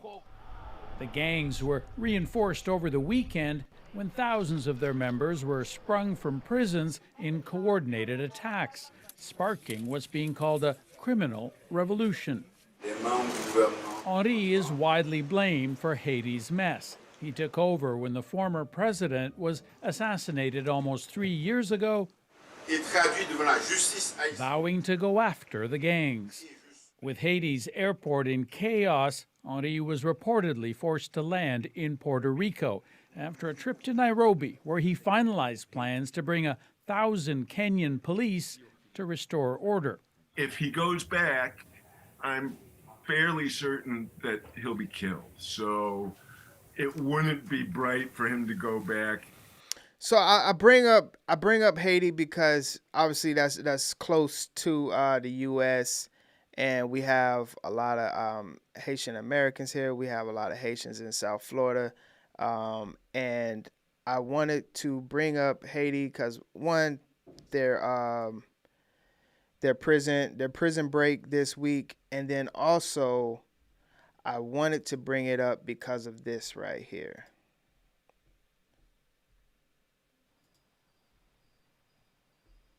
Now, a controversial Biden administration program is flying tens of thousands of migrants. Now, a controversial Biden administration program is flying tens of thousands of migrants into the U.S. every month, and we're not quite sure where they're going. Alexis McAdams joins us with that part of the story today. Alexis, good morning. Bill, good morning. This is a wild story a lot of people are talking about. It's not just migrants, as we talk about, flooding into the United States on foot pretty much every day, but they're also arriving at airports across the country. And the Biden administration has flown more than 350,000 migrants into the country using a controversial program to grant them humanitarian parole. But today it was just announced before I came out. It was unbelievable. I said, that must be a mistake. They flew 325,000 migrants, flew them in over the borders into our country. And as a hot topic on the campaign trail, Customs and Border Patrol data showing that 357,000 migrants have been flown into the U.S. from Cuba, Haiti, Nicaragua, and Venezuela. That's just through the end. So this obviously is Fox, and we know which way Fox rolls. So of course they're gonna, report stuff like this.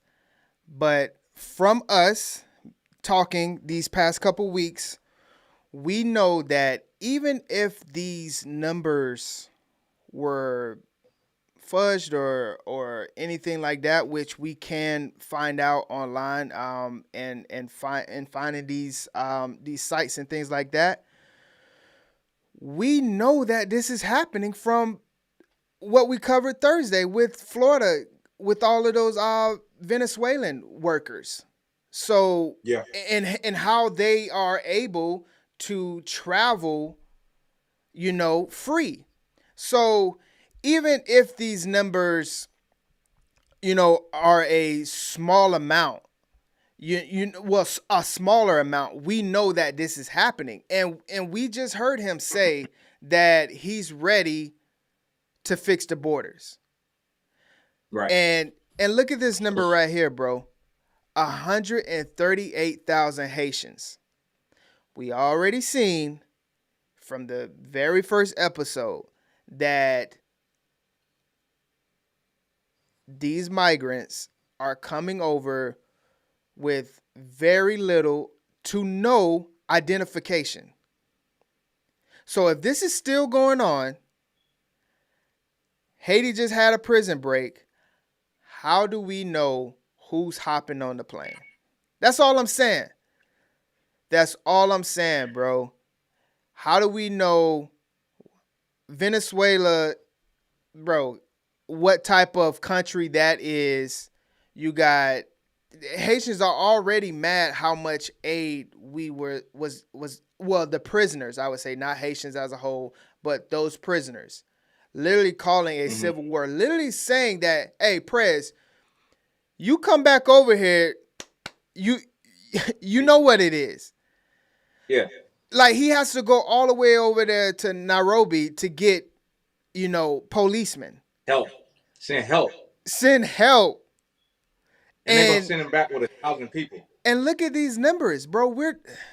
These ain't rookie numbers. So even if it is half, right? So they said 350,000. Even if it's 150,000, right? That's still a lot of people. So that would mean each one of those would be half. That's still a lot of people. And it doesn't make sense because we have so much going on in our own country that we need to fix. It doesn't make sense to try and bring other people in. It just... Think about the funds that we now have to allocate to the people that's coming over here that we don't know who they are. I'm all up for doing it the right way, bro. I'm all up for helping thy neighbor and things like that. But when we have people coming over here that we don't know, and then who knows what, the next months look like with, planned. We're not privy to that type of information, but, terrorist attacks and things like that. That's how these things happen, where they set up shop in the U.S., get their plans going, and, a couple months, a couple years, could pass. And, we get the stories of, okay, yeah, he came through this way and he's been here for 5 years, and, they've been surveilling him for these years and stuff like that. But we're literally aiding them to come over here.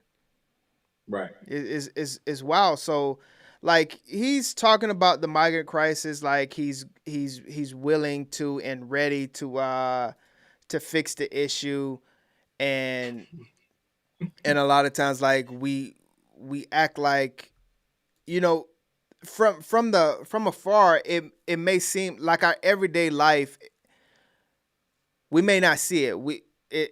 How do we know what's going on? So I just wanted to to show this in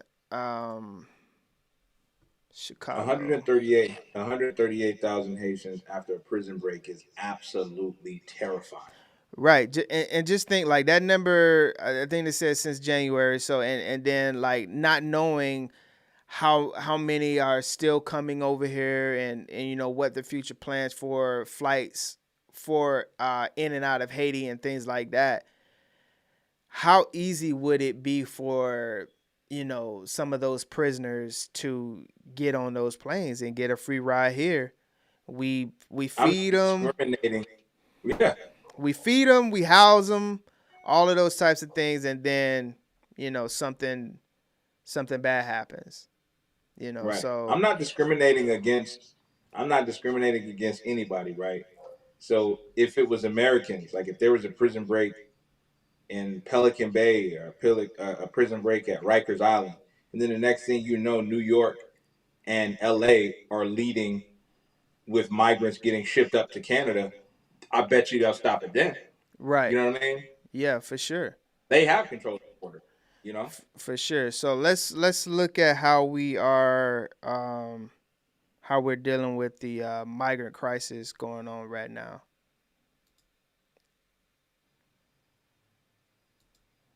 Huevos, leche, pollo. Jose Miguel Blanco depends on the Nourishing Hope Food Pantry for much of what he feeds his family. They've been in Chicago since October after arriving from Venezuela. Fuera difícil. It's been hard for us because we've been here for 6 months. We haven't had anything really, any opportunities to come get food or any resources. Clients line up out the door waiting for the chance to collect food from the pantry. Volunteers behind the counter work to fill the orders. I think that it just shows how much it's very necessary that we are here and that we're doing this and that we keep doing this. The Nourishing Hope Pantry, which has locations on the north and west sides of the city, has seen a huge jump in demand, about 20% over the past year, to the point where they occasionally have to turn people away. The reality is, folks still are struggling to put food on their table, and we need to find ways to continue to support. Experts say they're seeing a number of reasons for the demand, including inflation, combined with the end of federal benefits for many, and an increase in new arrivals, migrants coming to Chicago. About half of the food the pantry gives out comes from the Greater Chicago Food Depository, which serves about 800 programs, feeding some 200,000 Chicago area households a month. Yeah, so that's Chicago, and you see that, you know, aid is running low, and we still have a whole bunch, you know, still coming over. And then I wanted to show you this right here.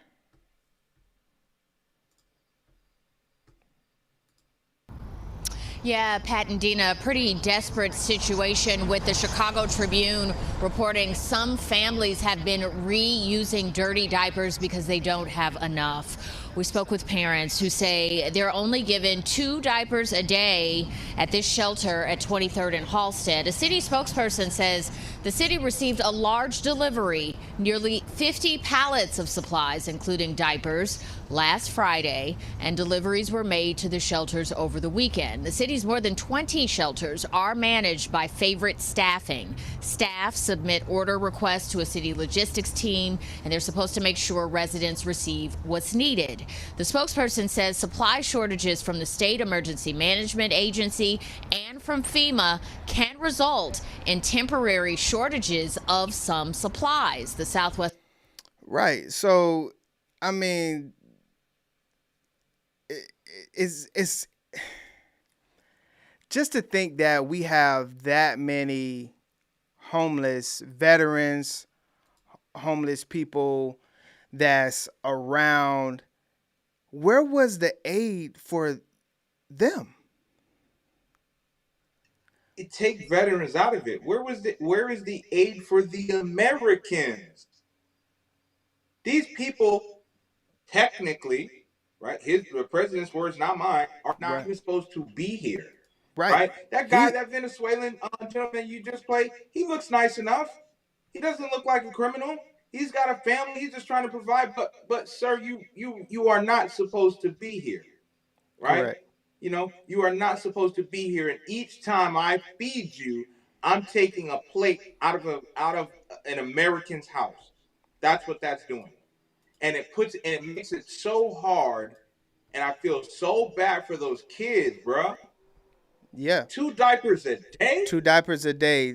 Tell me what kid that you know that only used 2 diapers in one And day. if they're eating as many eggs as I seen, Right. they're blowing those diapers out before lunch. Right. Exactly. Just to think that their ration is 2 diapers a day, bro. Having to reuse diapers. Now you got to look at that and you got to say, is it better?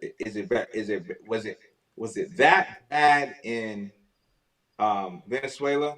Yeah.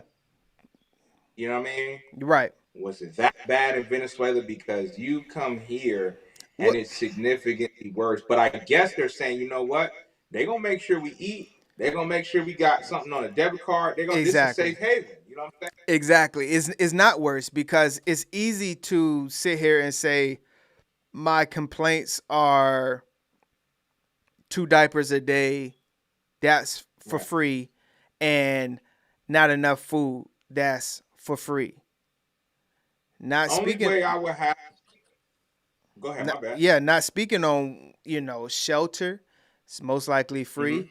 Mm-hmm. We already seen that they're putting migrants in housing and different places like that. They're not just in. See, that's the thing though. They're not just in a gymnasium that we see on movies and things like that, where it's just these little cots. And no, they're comfortable. They're in housing. They're in shelters and things like that. Own rooms for families. So they're putting them up in the Hilton, bro. Exactly. So let's look at that. Look at this right here, and then that'll tie up the whole migrant, and then we can talk about it as a whole and move on to the show. A proposed bill working its way through Sacramento could make it easier for undocumented immigrants to purchase a home in California. It's called AB 1840. AB 1840 adds specific wording to the California Dream for All program, which is the state's down payment assistance program. The wording would make undocumented immigrants able to apply for this money. I spoke with the author of the bill and the local politician against it. We said it was a dream for all, that's what we meant. Assemblyman Dr. Joaquin Arambula from Fresno is the author of AB 1840. The bill says that applicants of the state's Dream for All program should not be disqualified based on their immigration status. The Dream for All program is a down payment assistance program for low to moderate income aspiring homeowners. Those selected get a 20% down payment on a home that has to be paid back plus interest if the homeowner sells it. For many people who have been here for years, if not decades, because we have a broken immigration system, who have been paying taxes and doing their hard work as well of building up a credit score, that we need to figure out how to open doors for all people to realize that dream of homeownership. We shouldn't move people to the front of the line that haven't paid their dues. El Cajon Mayor Bill Wells, who's also running for Congress, says he disagrees with AB 1840. He says the money for the California Dream for All Act should only go to legal U.S. citizens and veterans assistance programs.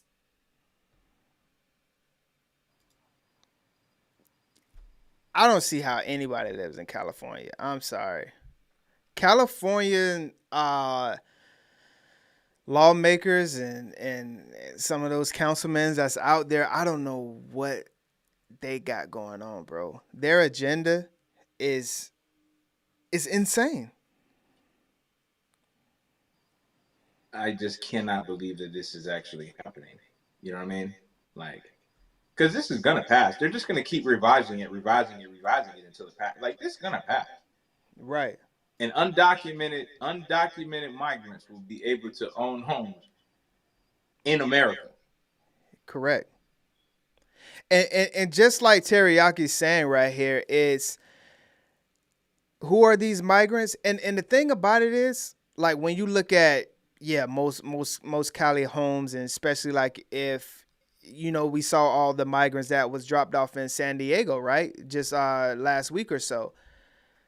When you look at it, look how hard it is for, people in the military, veterans, and just San Diegans, like, how hard is for them to buy a house. You can't tell me that these migrants are not going to be able to buy these houses because, they may not have, 5 years, all of this type of requirements, but please believe that through law, we're going to give them down payment assistance, and just like Kathy is saying, like, with what she say, they come together, and exactly, and so just if in the law, I'm pretty sure they're gonna put it into bill to where it's just like, hey, if you come with your down payment assistance, you come with yours, and you combine it as a household, and boom, here you go, you got $1 million home. And then that $1 million home is for illegal, people that's not here, that could have been for a veteran or, someone else that is a citizen here, and then, when we start talking about generational wealth and things like that, is you have these people that come over here and have immediate access to it. I'm not talking about the ones like, we all have family and friends and, someone that we know that came through the process and are, dual citizens or, first time, citizens over here, firstborn generations. And to see that how easy it is now, how easy they're trying to make it, to where it's just like, hey, just come over here. Maybe in a year or two, we can get you some. One, we're going to give you housing and food and all of these types of things. We've already seen they're able to fly around the U.S. for free, bro. I want to go home right now. We over here talking about right now. Just a real quick one. We over here talking about right now that we got to go to Carolina. And I'm like, bro, I told Keith, like, man, you see that price? You out your mind. Like, but what I'm saying is we got to figure it out. we have to figure it out. And it's being in the back with a family and having to tell your wife you're out of your mind for wanting to fly to the other side of the country, right? Is crazy. Right. But you got people who don't have an ID. Mm-hmm. Yep. So that's what's going on in State of the Union. Biden, and he kind of just gave us a whole bunch of talk, honestly. And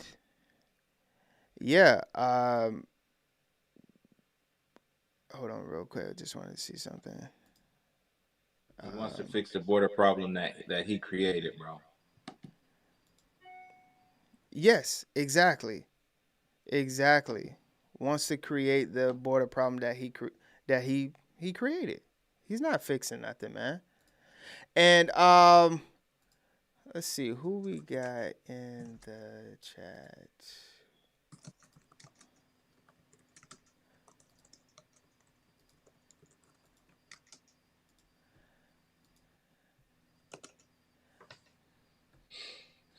Where you we can probably go. Let's go here real quick.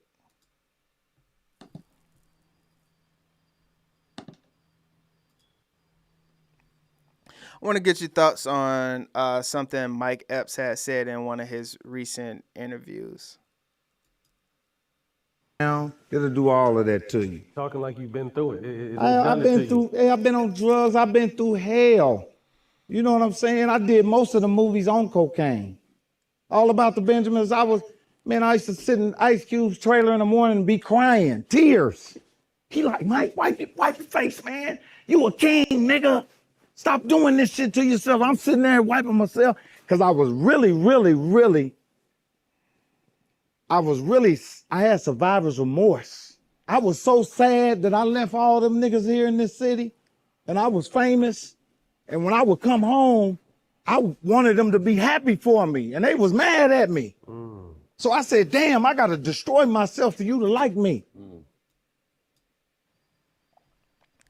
So my question to you is, and to the chat, to the people that's in here, why is it hard for people that you grew up with, people that you want to,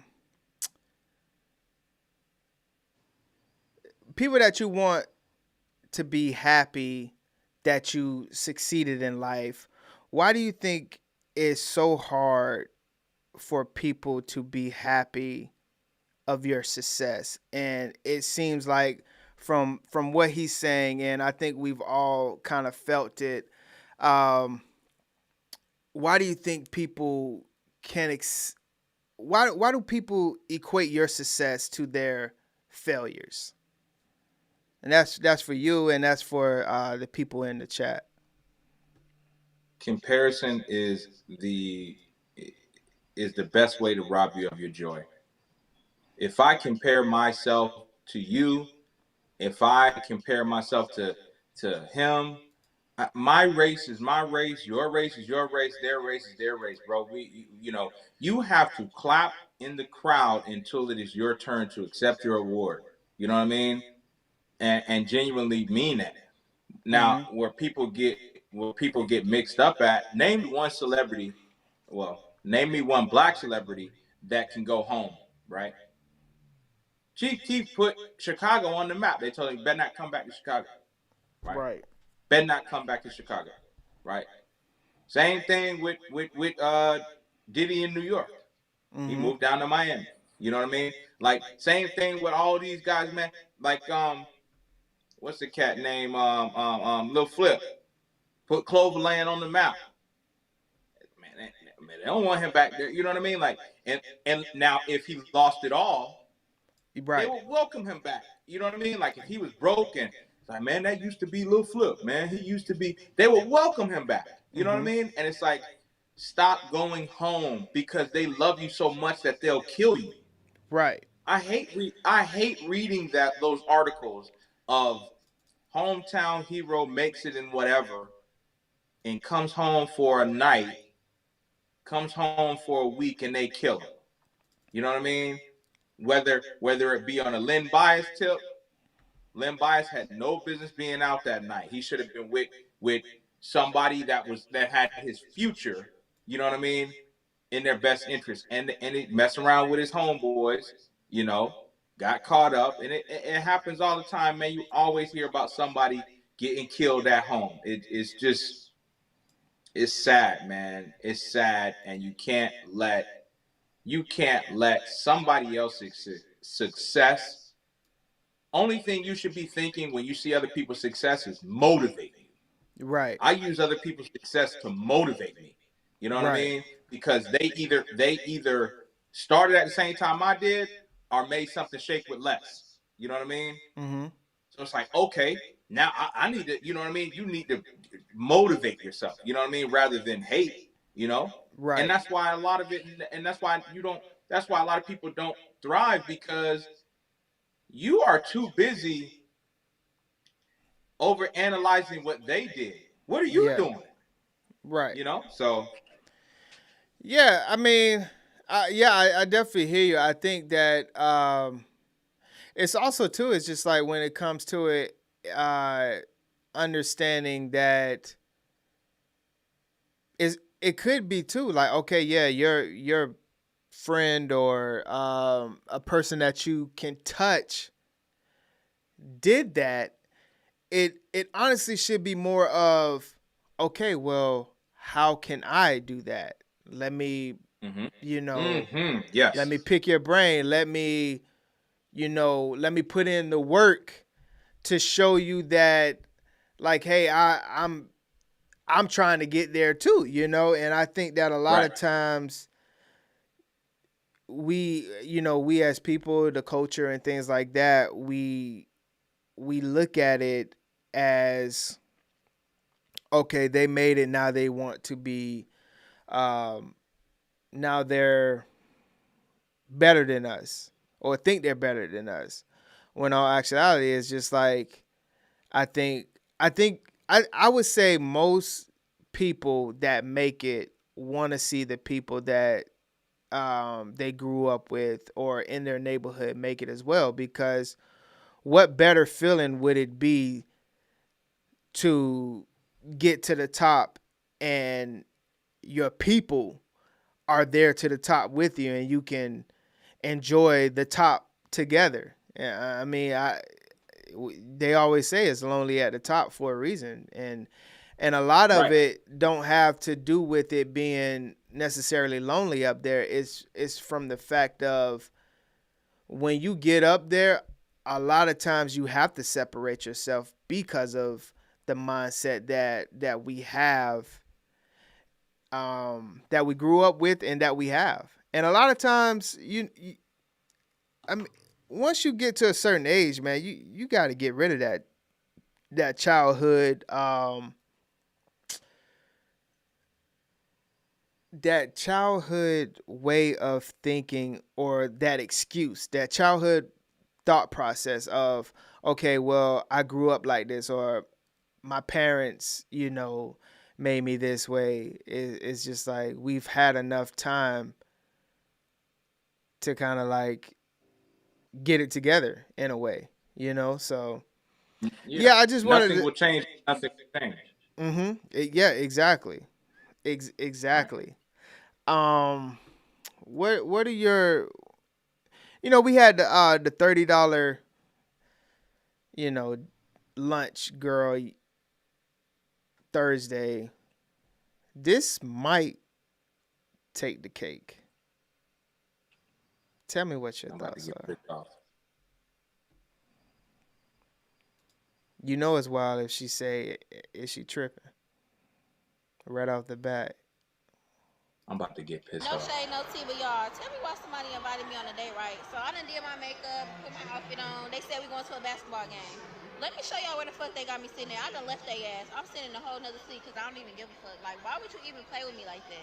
Y'all, do y'all see how high I am? Okay. And they keep texting my phone talking about where you at, where you at. Don't worry about it, sweetheart. I'm finna find me another date. These motherfuckers finna play musical chairs, dog. I'm finna just make this the best out this shit, y'all. They playing some basketball musical chairs. Now I'm finna show y'all what they doing. One seat remaining. Okay. And they lucky I took some motherfucking shots before I came in this bitch. Cause otherwise, you feel me? But it's okay, y'all. When I tell y'all I came with somebody, I'ma leave with somebody else. Now. And it's funny. And that dude she's gonna leave with is gonna take her straight to. That's the only place she can go. To where? Pound Town, man. Taking her to Pound Town, because he's like, who is this stadium rat that I'm about to see? You know what I mean? Right. Way up here in these nosebleeds. Fine. I she's ungrateful. So let me don't act bad. Don't get mad. That's all I can do with you. Come on. Listen, now the $30 chick was wild.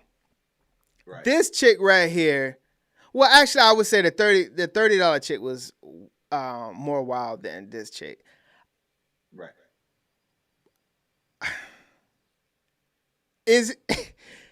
Ladies, is he wrong for inviting her to a game to sit in the nosebleed? These are not good seats. Yeah, Right? These are not right. good seats.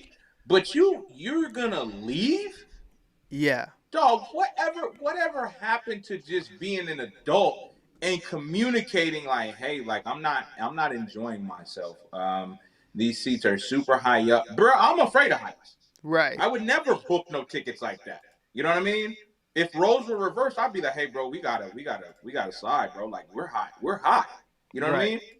And so I'm not gonna sit here and try to shoot him some bail for the seat because they were high, bro. Right. Wait when she turns this around. This brother was on a sick one. Like that's high, bro.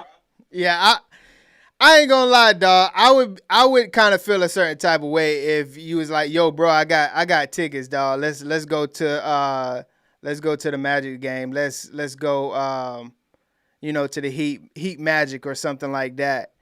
And you say and we go in and it's up here. Bro, I ain't gonna lie to you, dog. I'll be pretty hot. But that's a bad example because me and you known each other our whole life. I would know that I know what not to do with you. You know what I'm saying? Right. Like, I'd never do you like that. You know what I'm saying? But as a first date, you know what? Let me stop you right here, bro. You see how reasonably we're discussing this? Right. You see the level of accountability we're holding this brother to? Right. You see how we're able to discuss this impartially? Mm-hmm. They didn't do that for us last week. That is true.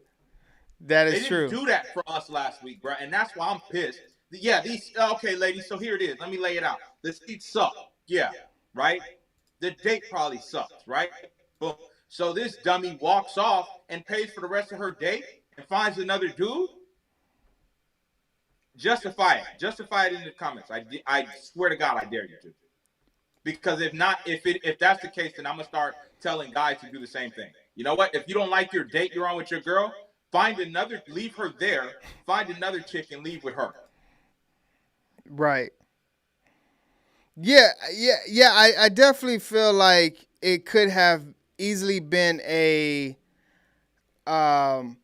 easily could have been hey, I appreciate the gesture, but if we're gonna go to an event like that, I don't like to sit that high. Nobody does. Yeah. Nobody does. Right. I don't know how they do it. You gotta be a stone cold Orlando Magic or whoever your allegiance is to. A stone cold fan. You're going to 50. You're going to the season, half of the season in there. You know what I mean? Right. Now we're not gonna be down there good seats every time. You know what I mean? Yeah. But he did try his best. He tried his best. I mean, he put his best foot forward. But that is high. And I'm a man. And that's my thing. If that's his best, is that okay? He won them tickets on the radio. He was the ninth caller. See, look, Caress is saying that's not his best. We don't know that. And also, it was just it was a misguided use. Oh no, my bad. Go ahead. Also, if that was his best, my man took you out on a nice date to a game. Y'all probably she said she got some drinks. They probably gonna have a little nightcap after the, where they was at, Sixers, so somewhere downtown Philly. Yeah, come on. Ain't nothing wrong with that from that standpoint, if that's his best foot forward. Yeah. It was a misuse of funds. Misuse of because he could have did a lot more with what he paid for those tickets. Tickets probably $100 a piece. So that's $200, right? Well, no, I was thinking. Those was too high up. Yeah, those was probably $40. Yeah, what? 40 a piece? Yeah, Philly good right now. So tickets. Right. 2 tickets is $80, right? and then probably, he probably was in a 100, 125 range. And he said, man, I'm taking this girl to the Sixers game, Right. And I don't know, bro. He could have used that, and they could have did something so much more romantic. But he learning, bro. Like, it's a misuse of, you know what I'm saying? Misuse of allocations of funds. Of funds. You're right. Wrong target audience. So, bro, let me let me get your thoughts on the way of the world, what we got going on right now. So, this is what Umar had to say.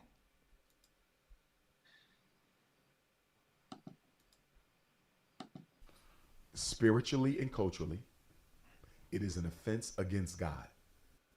To get a BBL? It is an offense against God to desecrate your temple in any way. When you hear Dr. Ifa Tunde, when you hear Big Papa say, I want a BBL, I'm talking about a big blueberry lemonade. Oh, yes. Tattoos? Tattoo is not as bad if you ain't got 1 million of them. But spiritually speaking, your human temple was not meant to be desecrated. And here's the question I would ask of my beautiful African queens who get surgery. What are you going to do? You got a BBL at 32. What is that going to look like when you're 72? What kind of health are you going to be in? How toxic will those implants be? What about the leaking bags that I hear about, the leaking ass bags and breast bags? A lot of our sisters with these physical body surgeries, BBLs, and big... I got a bag for you, all right? breasts, they're going to be in a whole lot of trouble when they become elders. Are they even going to be able to walk and carry that mess around? Or are they going to have to run back to the surgical table and get that stuff pulled out their body if it hasn't already turned into a carcinogen? Because I think a lot of that garbage they put in their bodies is cancer causing. But guess who I blame for it? I'm not blaming my little sister. Who do you think he blaming? He's blaming us. For getting a BBL. I'm not blaming my little sister for getting that collagen in their lips. I'm not blaming my little sisters for getting them breast implants. I'm not blaming my little sisters for getting those car windshield wiper eyelashes. Propaganda? Social media? I'm blaming us. Black man? Yes, sir. Why? Because we have sexually objectified the black woman. Yeah, but you don't think women make... Let me finish this and then you're going to come back on me, y'all. Because you're one of the faces of hip-hop. Yeah. In the videos. I'm not holding you accountable for what everybody does, but generally speaking, there's few mediums of media that have sexually objectified the black woman more than hip-hop. So, Dr. Umar Johnson say the reason why we have an influx of BBLs and lashes, weave, all the things that women are doing to their bodies now is because of men. What's your thoughts on that? Total bull, bro. It's typical Umar. You know what I'm saying? He had a great, and this is with guys like Umar, guys like Charleston White, guys like Boosie, guys like that. You have to listen, take what you can get, because it's gonna be some good bits and pieces in what they say, right? Right. And you take that good bit and piece, and then you just apply it. Mm-hmm. You know what I'm saying? Because if you can sift through the bull, then they're dropping some real gems. Everyone who I just named, I feel like is intelligent. Mm-hmm. But then Umar loses me when he's just like, yeah, it's the men who are sexualizing. The hypersexualization of women is what's got them getting BBLs. They're getting BBLs to keep up with each other, bro. Yes, 100. You know how many women out here without an ass that's got a man? What are you talking about, bro? Stop. Right. It's women out here with boards for backs that got a man. Like, what is? That's not it, bro. Like, it's a shortcut type of thing. Like, a woman looks at it and she says, you know what? I want a bigger butt and I can afford it. Instead of me going to the gym and I maybe look good in a year and a half, I'm gonna just do it now and look good in the 6 months after the bags get done leaking or whatever. You know, he's right. Women shouldn't be doing it because it's dangerous, you know. But it's a fashion trend more than like us overly sexualizing it, bro. Right. You know how many flat-chested women are married? Right. You know how many skinny women are married? Taylor Swift, bro, looks like a stick figure, and she got one of the baddest dudes in the game. Right. That stuff don't matter, bro. Like, not everybody. BBLs, people are getting, women are getting BBLs. I feel like strippers, right? Mm-hmm. Because that directly affects their line of work, right? You know, you have adult actors who are getting that because that directly affects their line of work, their earning potential. Right. I don't care about no BBL, bro. Yeah. At my 9 to 5 that I work every day, that's not. I don't know, bro. Like I think he does what he always does, was he puts out good stuff, right? Mm-hmm. And then he'll kill everything he just said by saying it's the over sexualization of black women from hip hop. Right. Okay. It wasn't no BBLs and back that thing up when Juvenile dropped that. Mm-hmm. You know what I'm saying? You can go back and look at Rump Shaker with Teddy Riley and them. Wasn't no BBLs in that. Right. You know what I mean? So right. And I think just like Buddy Thursday said that you know, BBLs are cool to play with, but to sit here and talk about I'm going to wife this up, most likely is not where men are looking at. Like, don't get me wrong, do we love a nice body and, you know, everything like that? Of course. But we're not the ones, the same with the lashes. We're not the ones that are making this a thing to where, hey, my standard is fake lashes on my wife. You know, like we're not. No man is saying that. Right. No. Right. Now we have come accustomed to that is the style, you know. Right. But for us to sit here and say like we make that a standard, that's right. Absolutely false. I would say I think that it became a thing. It's a thing now because when for the most part women don't want to get in the gym and get that body that's gonna take and let's be real, it's gonna take you a couple years, you know. Yes. So that is understandable when we know that that it's hard work to get there, and you can go somewhere and you know, a couple months you good to go. You got that body. I guarantee you, no man is saying my wife has to have a 70-inch dumper back there. Yeah. No man is saying that. And that's what I'm saying. I don't think we play in any part into it.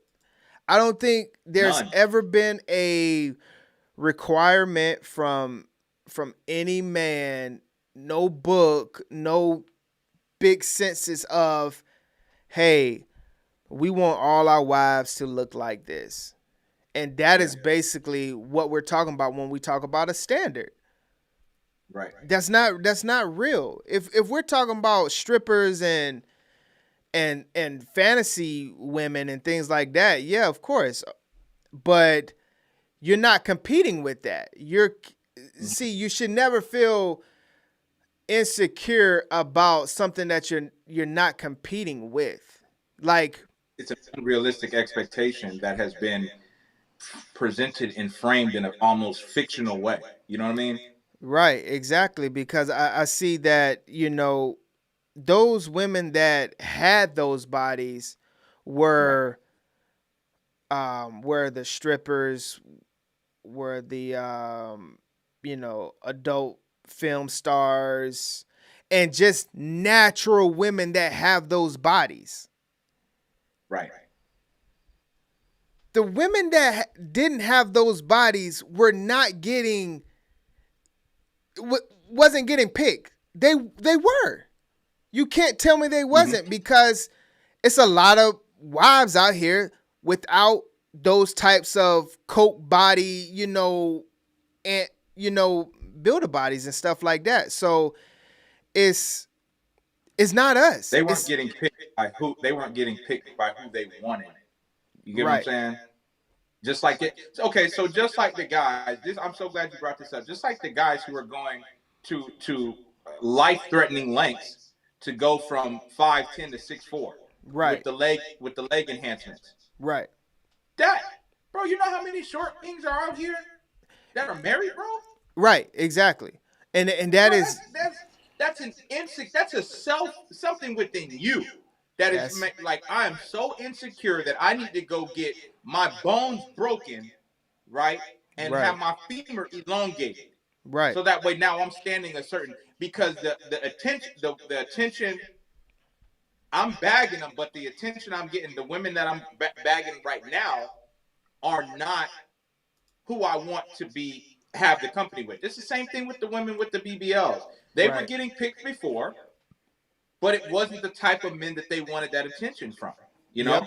Yes. And the only thing that we got to do is play half of Umar clips, bro, because he had me all the way in when the homie was just like, yeah, what's that going to look like at 72? I mean, he's right about all that stuff. You know what I mean? But you can't say that men played a part, and he didn't think that through, bro. He didn't think that through. Yeah, he didn't think it through, but I also feel like he does think that, though. He feels that way. Yeah, he definitely feels that way, 100%. He has a lot of self-hate within him. Yeah, and Umar is not really living what he's talking about anyway. You seen what Teriyaki said earlier? He said those BBL chicks that we talking about are the type of chicks that he smashes on the low. Right. And so and that's what I'm saying. Like, that is just it's not real. We're not. I don't think men are. Bro. Yeah, I don't think men are picking them. Yeah. So. Right.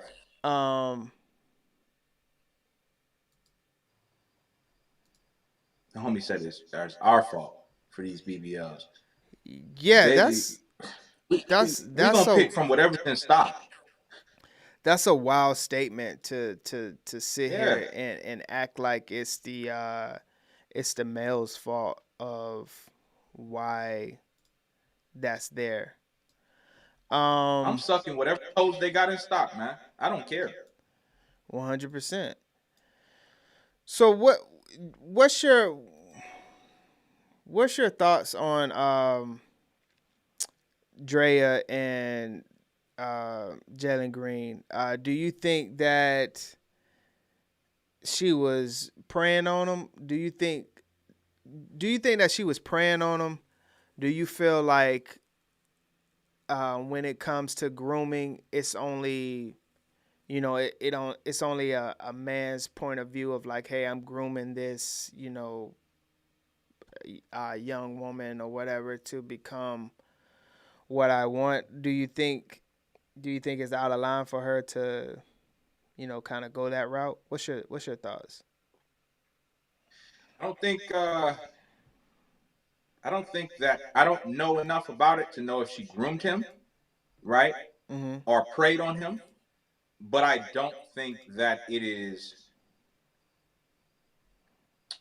If it's wrong for men to do it, right, and that's a standard, it's sick, it's nasty behavior and all that stuff like that, then it should be wrong for women to do it as well. Because why is it nasty? Let me land with this. Why is it nasty for a man to do it? Because he is manipulating that young mind, right? He's molding that young mind, right? The age difference in that young mind, he's imposing his will on that young mind. Right. It is the exact same when a woman does it, right? Right. She got this young boy fresh out the cradle. You got to hear him talk back. He don't know enough about life to know that there's so much other stuff out there, right? Right. So he don't know enough, so she keeps him sheltered and everything like that. And she can always manipulate the situation that they're in.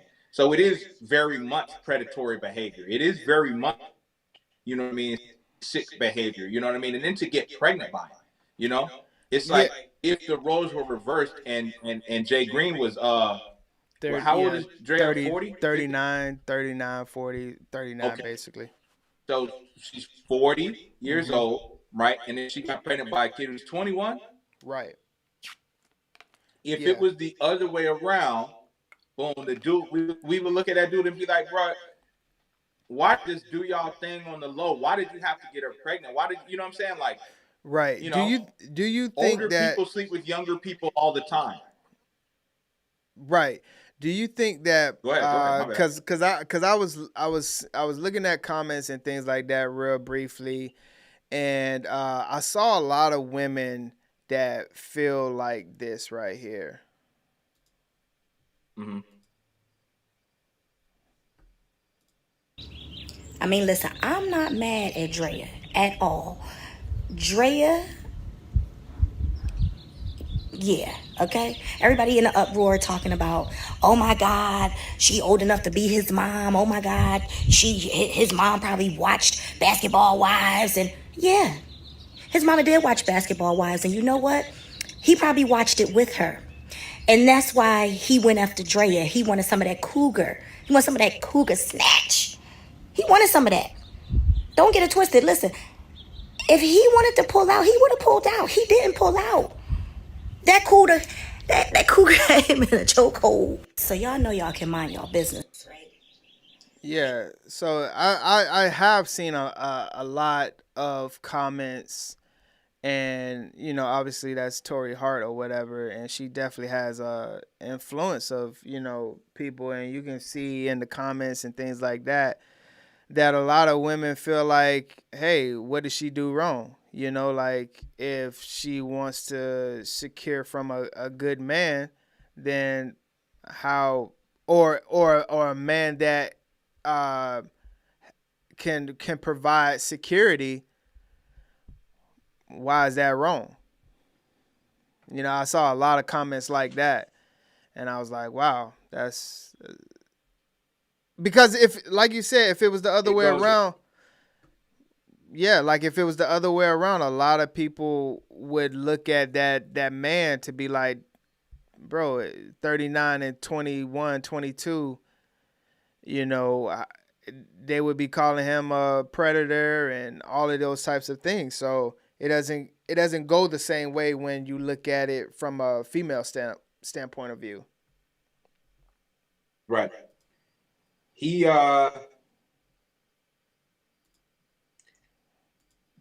She is. See, older people sleep with younger people all the time. I just don't understand this, like getting pregnant by him. And I guess they were saying in the chat that she got a son that's 1 year older than him or whatever. Right. Yeah. Or 1 year younger than him. And it's like, bro, I don't know, man. Like, I don't know. You know what I mean? Because with guys, it's a little different because the 50-year-old guy, the 50-year-old Bruce Wayne, he's dating the 25-year-old, you know, but he's not, you know, getting her pregnant and stuff like that. You know what I mean? So I don't know, man. It's a very weird situation. I feel like she knew what she was doing as the older adult. Mm-hmm. She manipulated the situation, you know? Right. She manipulated the situation. She only cared about herself in this situation. You know what I mean? Like, so it is what it is. I mean, yeah. So my last thing that I wanted to cover tonight was this right here.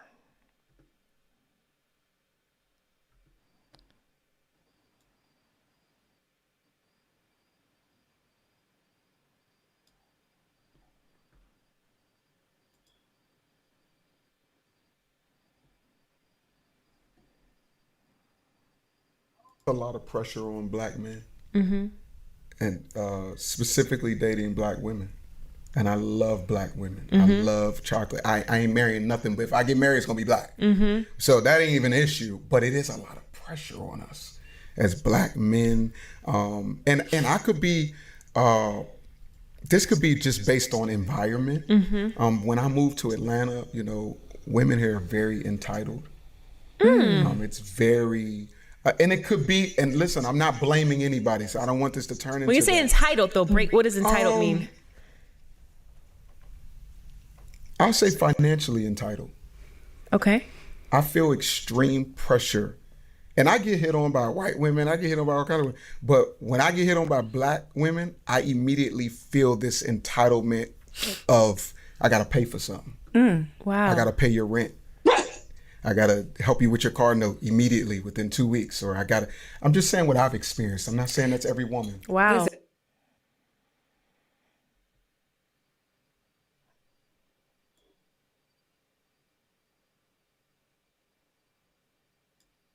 They finna bust dude head, bro. $60, $60 with dessert. Nowadays, if I take somebody on a date, $400. Immediately, and I don't even drink. So if she drink, that's the couple hundred. If the hookah's 45, Dessert? lamb chops is 50, dessert. So by the time Valet. or valet, I was just getting ready to say valet. So we didn't spend $400 for me to see if you like me.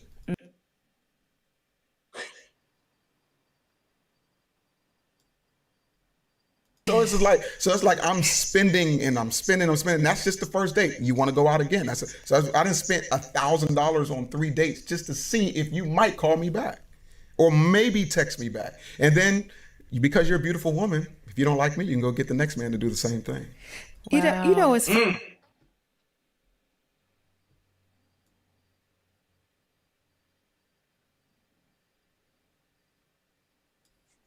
inconsiderate. Yeah. And then if you take me to a nice restaurant, I personally always offer, because I know you're going to pay if you're the kind, you know what I'm saying? Yeah. But I'm going to always offer, hey, can I leave the tip? Yeah. I always ask something that. about that is so special to me. Yeah.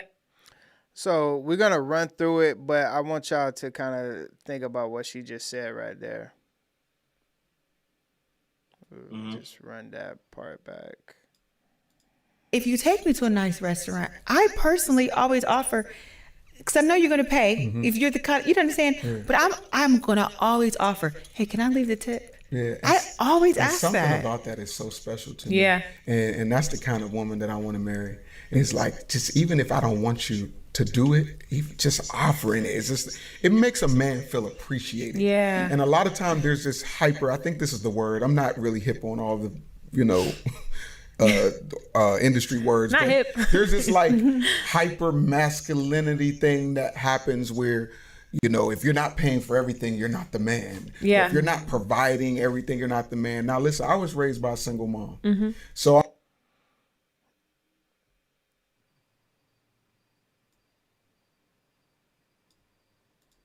when I meet a woman, it's a level of, that's what attracts me, is the level of like, Go getter. I'm a go getter. Yeah. You know what I'm saying? So for me, it's like, I'm paying for the meals, I'm paying for the Uber if you need one, I'm paying for this, I'm paying for that. And then the moment you give me your body, if we go there, if we have sex or whatever happens, you immediately feel entitled to bills now because you're giving me your body. So you don't think that a woman should feel entitled to compensation?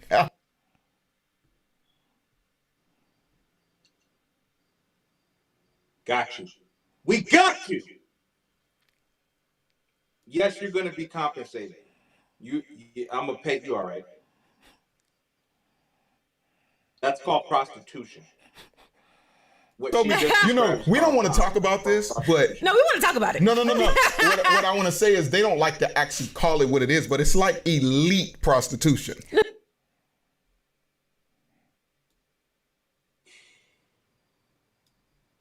A caveat. Okay. Let's take it back to the entrepreneur woman. Okay. If you look at the Proverbs 31 woman, the Proverbs 31 woman was an entrepreneur. Yes. She was a worker. She worked. She used her hand. She used her mind, her ingenuity, her forward thinking. She worked for the family, right? that. She contributed to the family. However, the man is the provider. The man is the head. He is the leader of the household. He is the CEO of the last name. And a man is supposed to provide. But where the teammanship comes in is that Proverbs 31 woman is helping to build this thing. Yeah. And I think that's what I'm probably about. I'm not into gender roles. I'm not into, I think we pick and choose what provision means based on what it may mean to the culture. Okay. But I think it needs to mean what it means for your household. Because I've seen women look down on men who are going 50-50 with their women. But if that's what works for their household, and I'm not saying you should be okay with that, but I'm saying if that's what works, you should emasculate men, because I have a desire to pay for everything. I do have a desire to do that. But if there's a season where I can't, I don't want to be emasculated by the black woman, or the woman in period. I don't want to be emasculated, because if your love for me is based on what I can do for you, if something happens where I can't do no more, then it makes me feel like, damn, you gonna leave me? Yeah.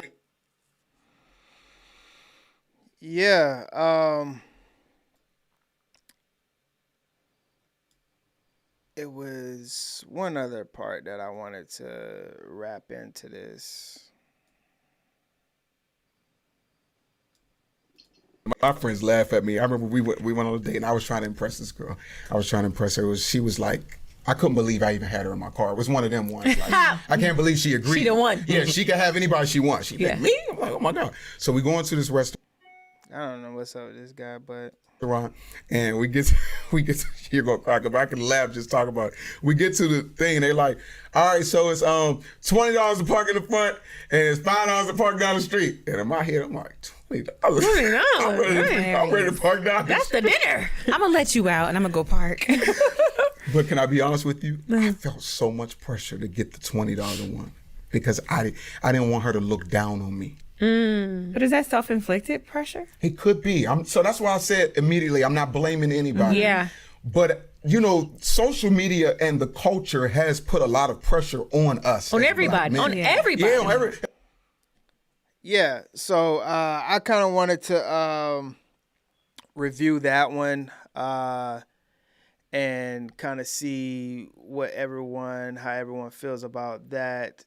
Some of the things that he was talking about. You can roll first. You can roll the conversation off, bro, and then I can come in there. Well, I'm just attack it straight and keep it short, sweet. Social media will destroy your relationship if you let it, because you're going to base it. It gives you a false perception of reality. You know what I mean? A false sense of expectation, right? So that was my first point. And then my second point is, dude does seem like a genuine dude, right? He seems like a genuine dude that will, last Thursday, he would, if he's looking for something, he's going to send that $150 for the lunch. Like, is that guy. But he's simply voicing his displeasure because he's getting a lot of kickback because what he likes is black women specifically. That's it. You know what I mean? And that's his words. And he's talking to 3 other black women, and he's saying, like, it's hard to date you guys because the goal line moves a lot, and there's a lot of pressure, and there's a lot of financial entitlement. And then he walked her right into the trap where she said, "You don't think I should be compensated?" Right. And if you want me to compensate you, then I will compensate you, but this whole dynamic will change. I'm not going to take you to dinner and lunch. I'm going to hand you that money hand to hand, and this is going to become a transactional relationship. You know what I mean? Because if I'm going to spend the money, then I don't want to spend the time. You know what I mean?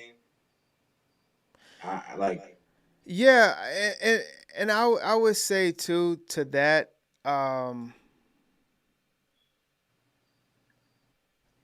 he said at first, the nowadays, spending that much money on dates and feeling the pressure to spend high amounts. And yes, we are, they are in Atlanta, so we got to grade it on a curve, but this is happening in a lot of areas, especially high market areas and things like that. But I will say that he's like one of those nice guys that finish last type of, people pleasers. Because let's be real, if you are looking at a $1,000 of an investment on this woman and trying to look at it like you're counting that up, then you're already in the wrong.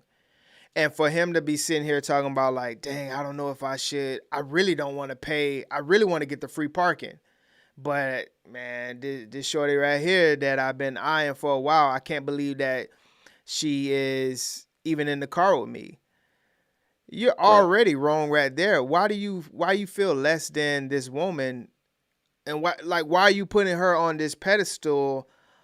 Like this is, no matter what her status is, at the end of the day, she's a woman, you know? Right. And you should never feel like this guy is, you know, it seems like he's in his mid 30s, 40s now. Like you should never feel like oh, I don't know how I got this woman, you know, or got this man. Like, I mean, you should walk into your confidence. And I'm just speaking on it from a man's, you know, point of view. You know, as you grow into yourself and understand who you are as a man, like, I don't see how any man is looking at it as, oh, I don't know how I got her, you know, in my arms, when you're the one that's going to be providing. Like that, your role doesn't change no matter who that quote unquote woman is. Like, you're going to be doing the work as a husband, as, you know, that male figure in her life.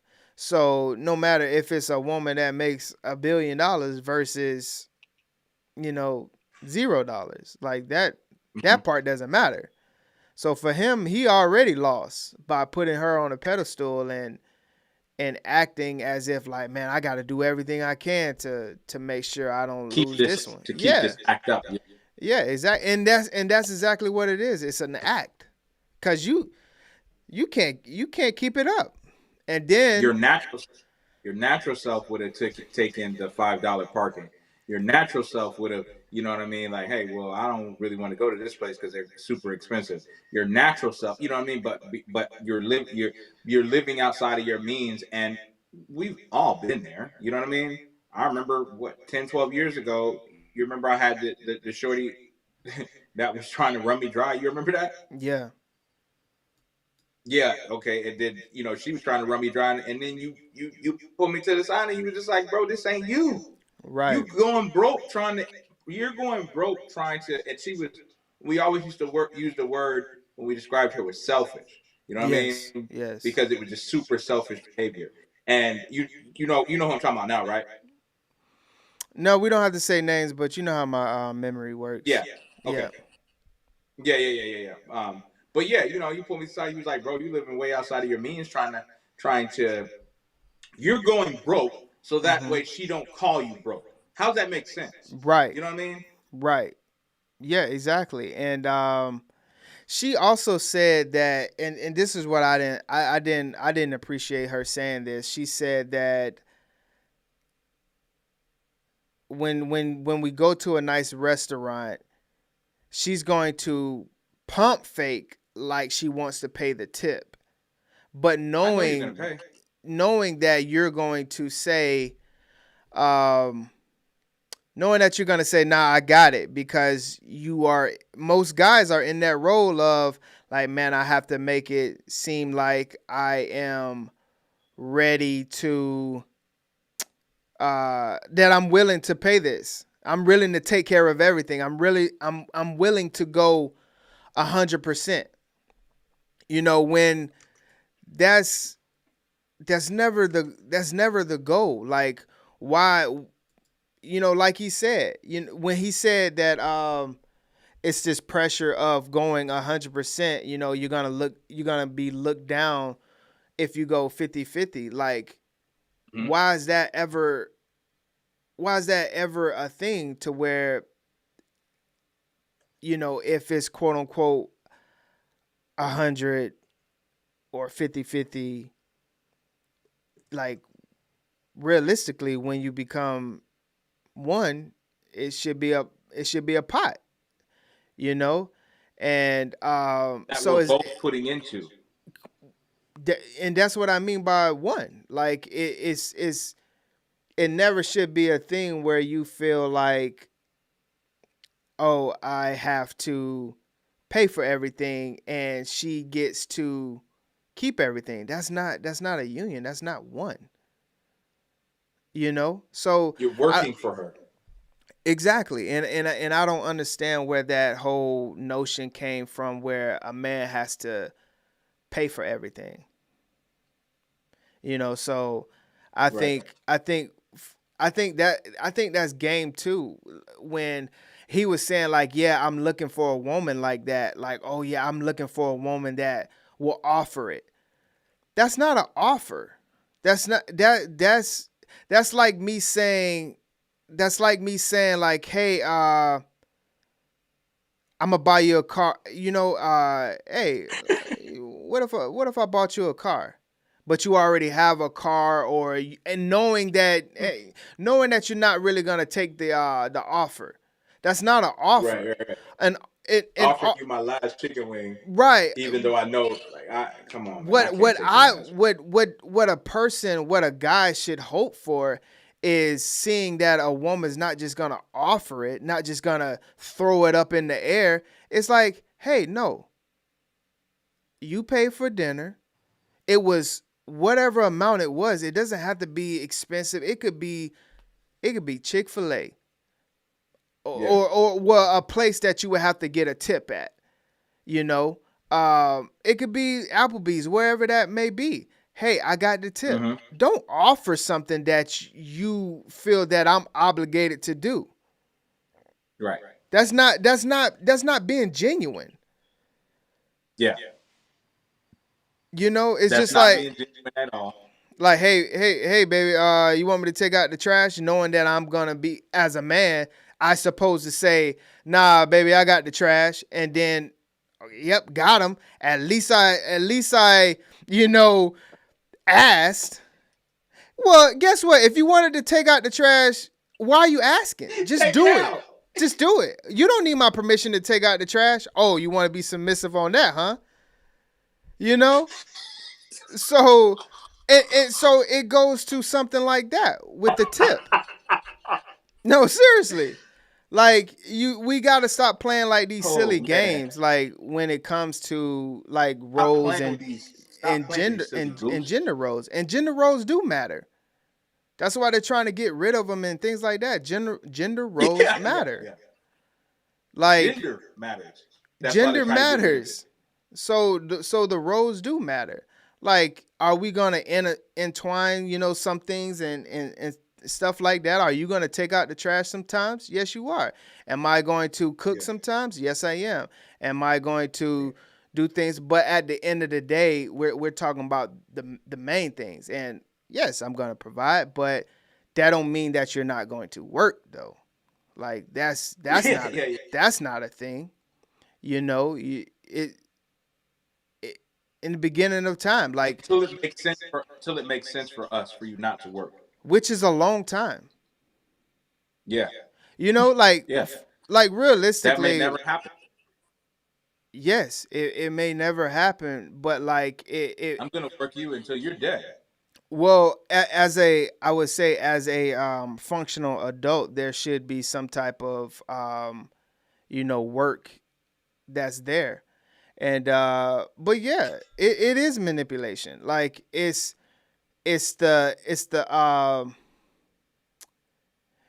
you're making me feel a certain like, as a man, how do I look like saying, hey, yeah, go ahead and get the tip, when you're asking me that, when the norm is supposed to be oh yeah, the man got the dinner. So you're manipulating me, because you know that you didn't even bring your wallet in your purse.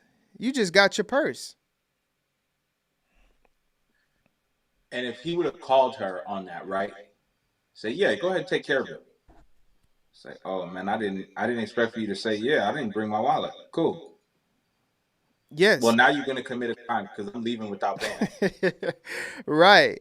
But yeah, I just I'm out. see that a lot with women and things like that, where they like, just through comments and through conversations that I hear and have, where they think the gesture, is what counts. Like, no, the action, the do is what matters. Like, I don't. That's just false. That's like a man saying that he's going to. It's just going to be all talk. He's talking his way and just saying things to you, knowing that he expects you to do them or he's not going to do them. Because let's be real. If he would have said, if you go out on a date with this chick and she has that mindset of, I'm going to throw it out there, knowing that I'm not going to pay for it. And if I call that out and say, oh yeah, go ahead and knock out the tip. What is she going to do when she get off this date? Go in her group chat. Girl, yeah, we went out to, He's a bum. yeah, we went out to this quote unquote, nice restaurant or whatever, but he made me pay the tip. Girl, what? Yeah, he's a bum. Don't offer then. Now all of a sudden I'm not so handsome. You know what I mean? Like, what? Exactly. Yeah. So, yeah, I just look at that sometimes and just, I look at that and, women try to play that role of, like, we have been tricked that we supposed to cover everything, work ourselves to the bone.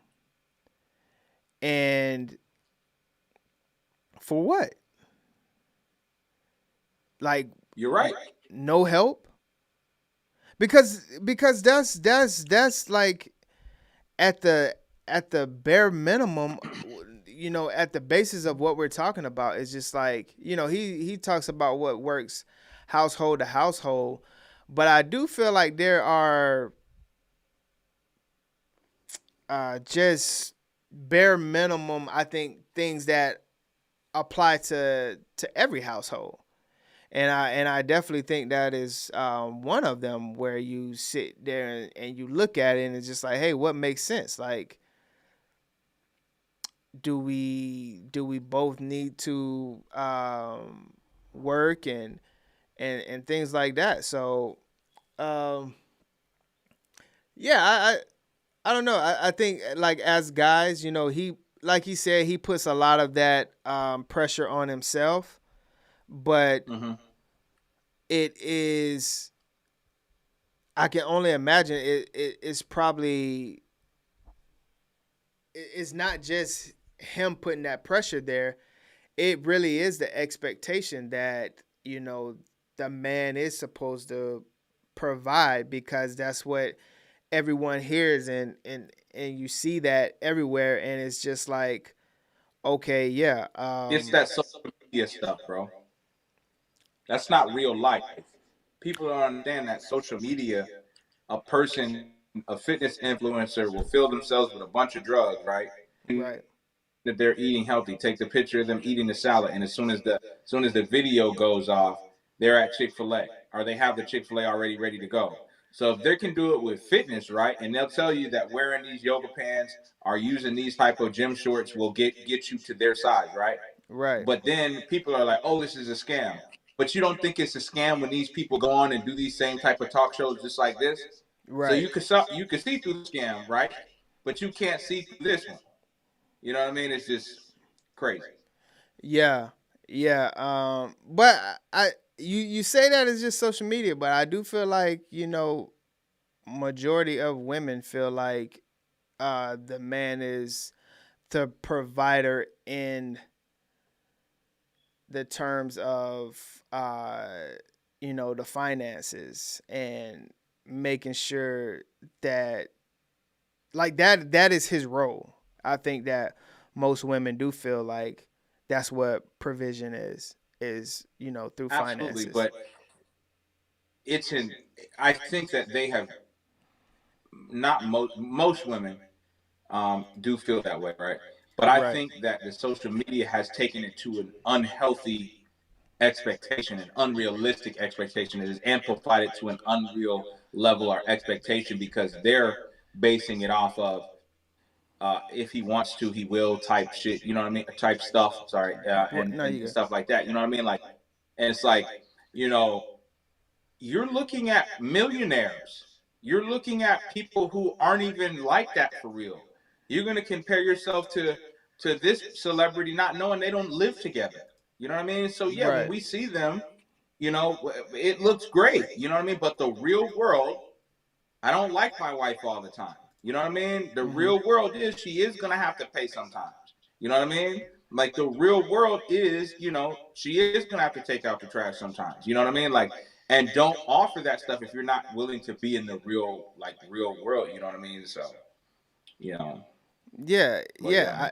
I think yeah, Kathy said social media has now become how people actually think. And that's why I say, like, I don't think it's just social media though. Because right. if you're dating, if you are courting or whatever you want to call it, and most people, women that you are talking to and getting with, you know, are, the expectation is, I am expecting you to provide, which is understandable, but that provision means 100. Because Yeah. once that 50-50, which is not real, becomes a thing, then like he said, you're kind of looked at, you know, in the wrong way. Emasculated. Yes. Which it already should have been a, hey, this is what you bringing to the table. This is what I'm bringing to the table. This is the pot.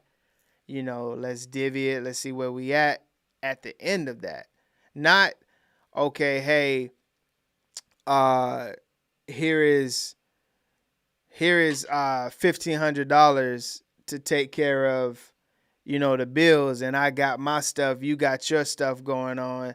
That's not one. Nah, That's not a union. That's Yeah. basically us as roommates. You know, we're living Yes. in the household, and you know, you got your thing going on, I got my thing going on, and we're paying the bills. So that's Right. that's 50-50. You know, but if I'm over here, you know, but if we are in the pot together, Give me 1 second, bro. yeah, go ahead. But if Give me 1 second. I'm gonna just wrap. But if we're in the pot, Okay, you just gonna wrap it up? yeah, no, I'm gonna just talk. Yeah, come back whenever you're ready. Cool. Yeah, I got you. 1 yeah, second. I think that when you I think in my head, the way I see it is 100% is still a man and woman coming together, both working, and the pot is the pot, and bills are paid, investments are done, and we're still able to, you know, be individuals, still have our own little fun money, or whatever the case may, whatever that looks like in your household. That's still, to me, 100%. Like I don't.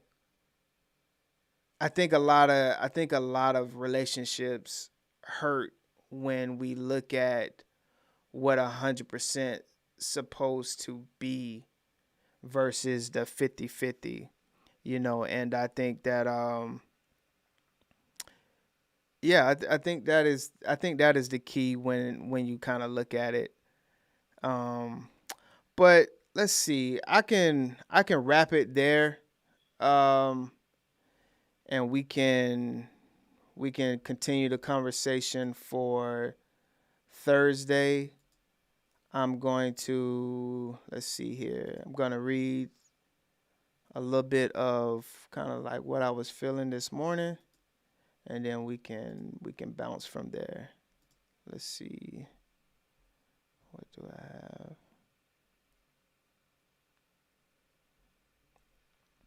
see right here.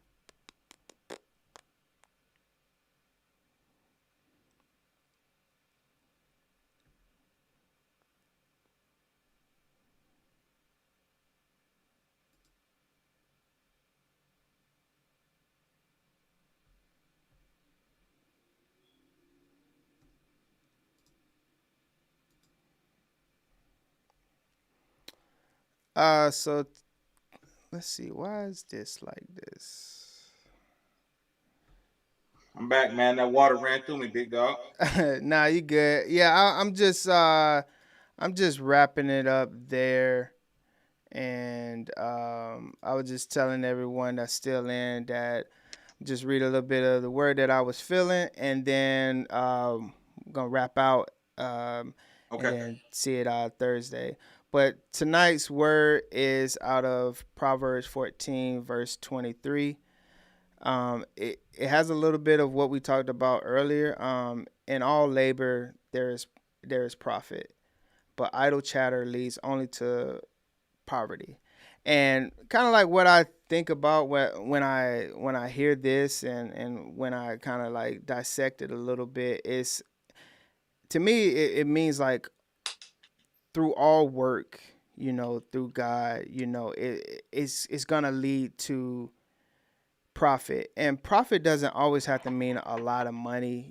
Everyone that I would say followed God or did God's work doesn't mean that you are gonna have riches to the imagination, but it says idle chatter. And I think a lot of that is just, when they say talk is cheap. And a lot of times, you can see a lot of people that just talk. And without the work, that's the same as just praying without doing.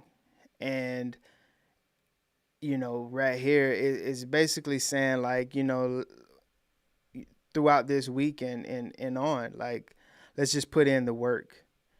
And let's talk, and sometimes we may want to bounce ideas off of our spiritual leaders or our friends or things like that, and kind of make sure, or even praying on it. But a lot of times we just need to kind of just put in the work, and all labor there is profit. And I do believe that, because the work is what is throughout the Bible, and that's kind of like what it always talks about is putting in the work, and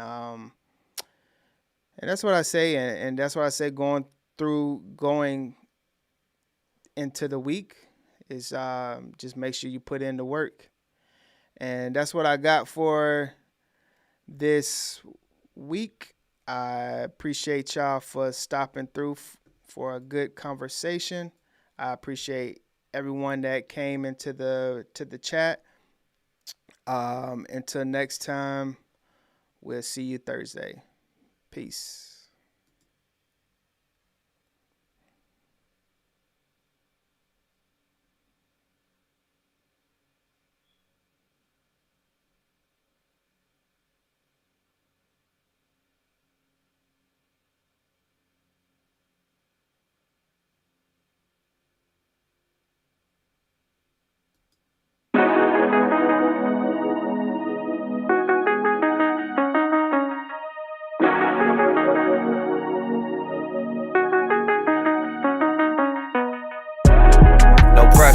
Look, I got them bless you. Wonder why I'm feeling extra. Say what it do, what the business is. Folk running over what the devil saying. Shoes, pants, chest, shoulders. Get up, off me, don't get closer. It ain't over, tell it's over. Game breaker, big joker. It's a whole lot of flexing going on. Feel like I could walk on water, lemon pepper stepper zone. We was really down bad, told my mama not for long. Held and thought they got another one, we know they got it wrong. And another thing, now we don't wrestle with flesh and blood. I was out here wildin', ain't the same way that I was.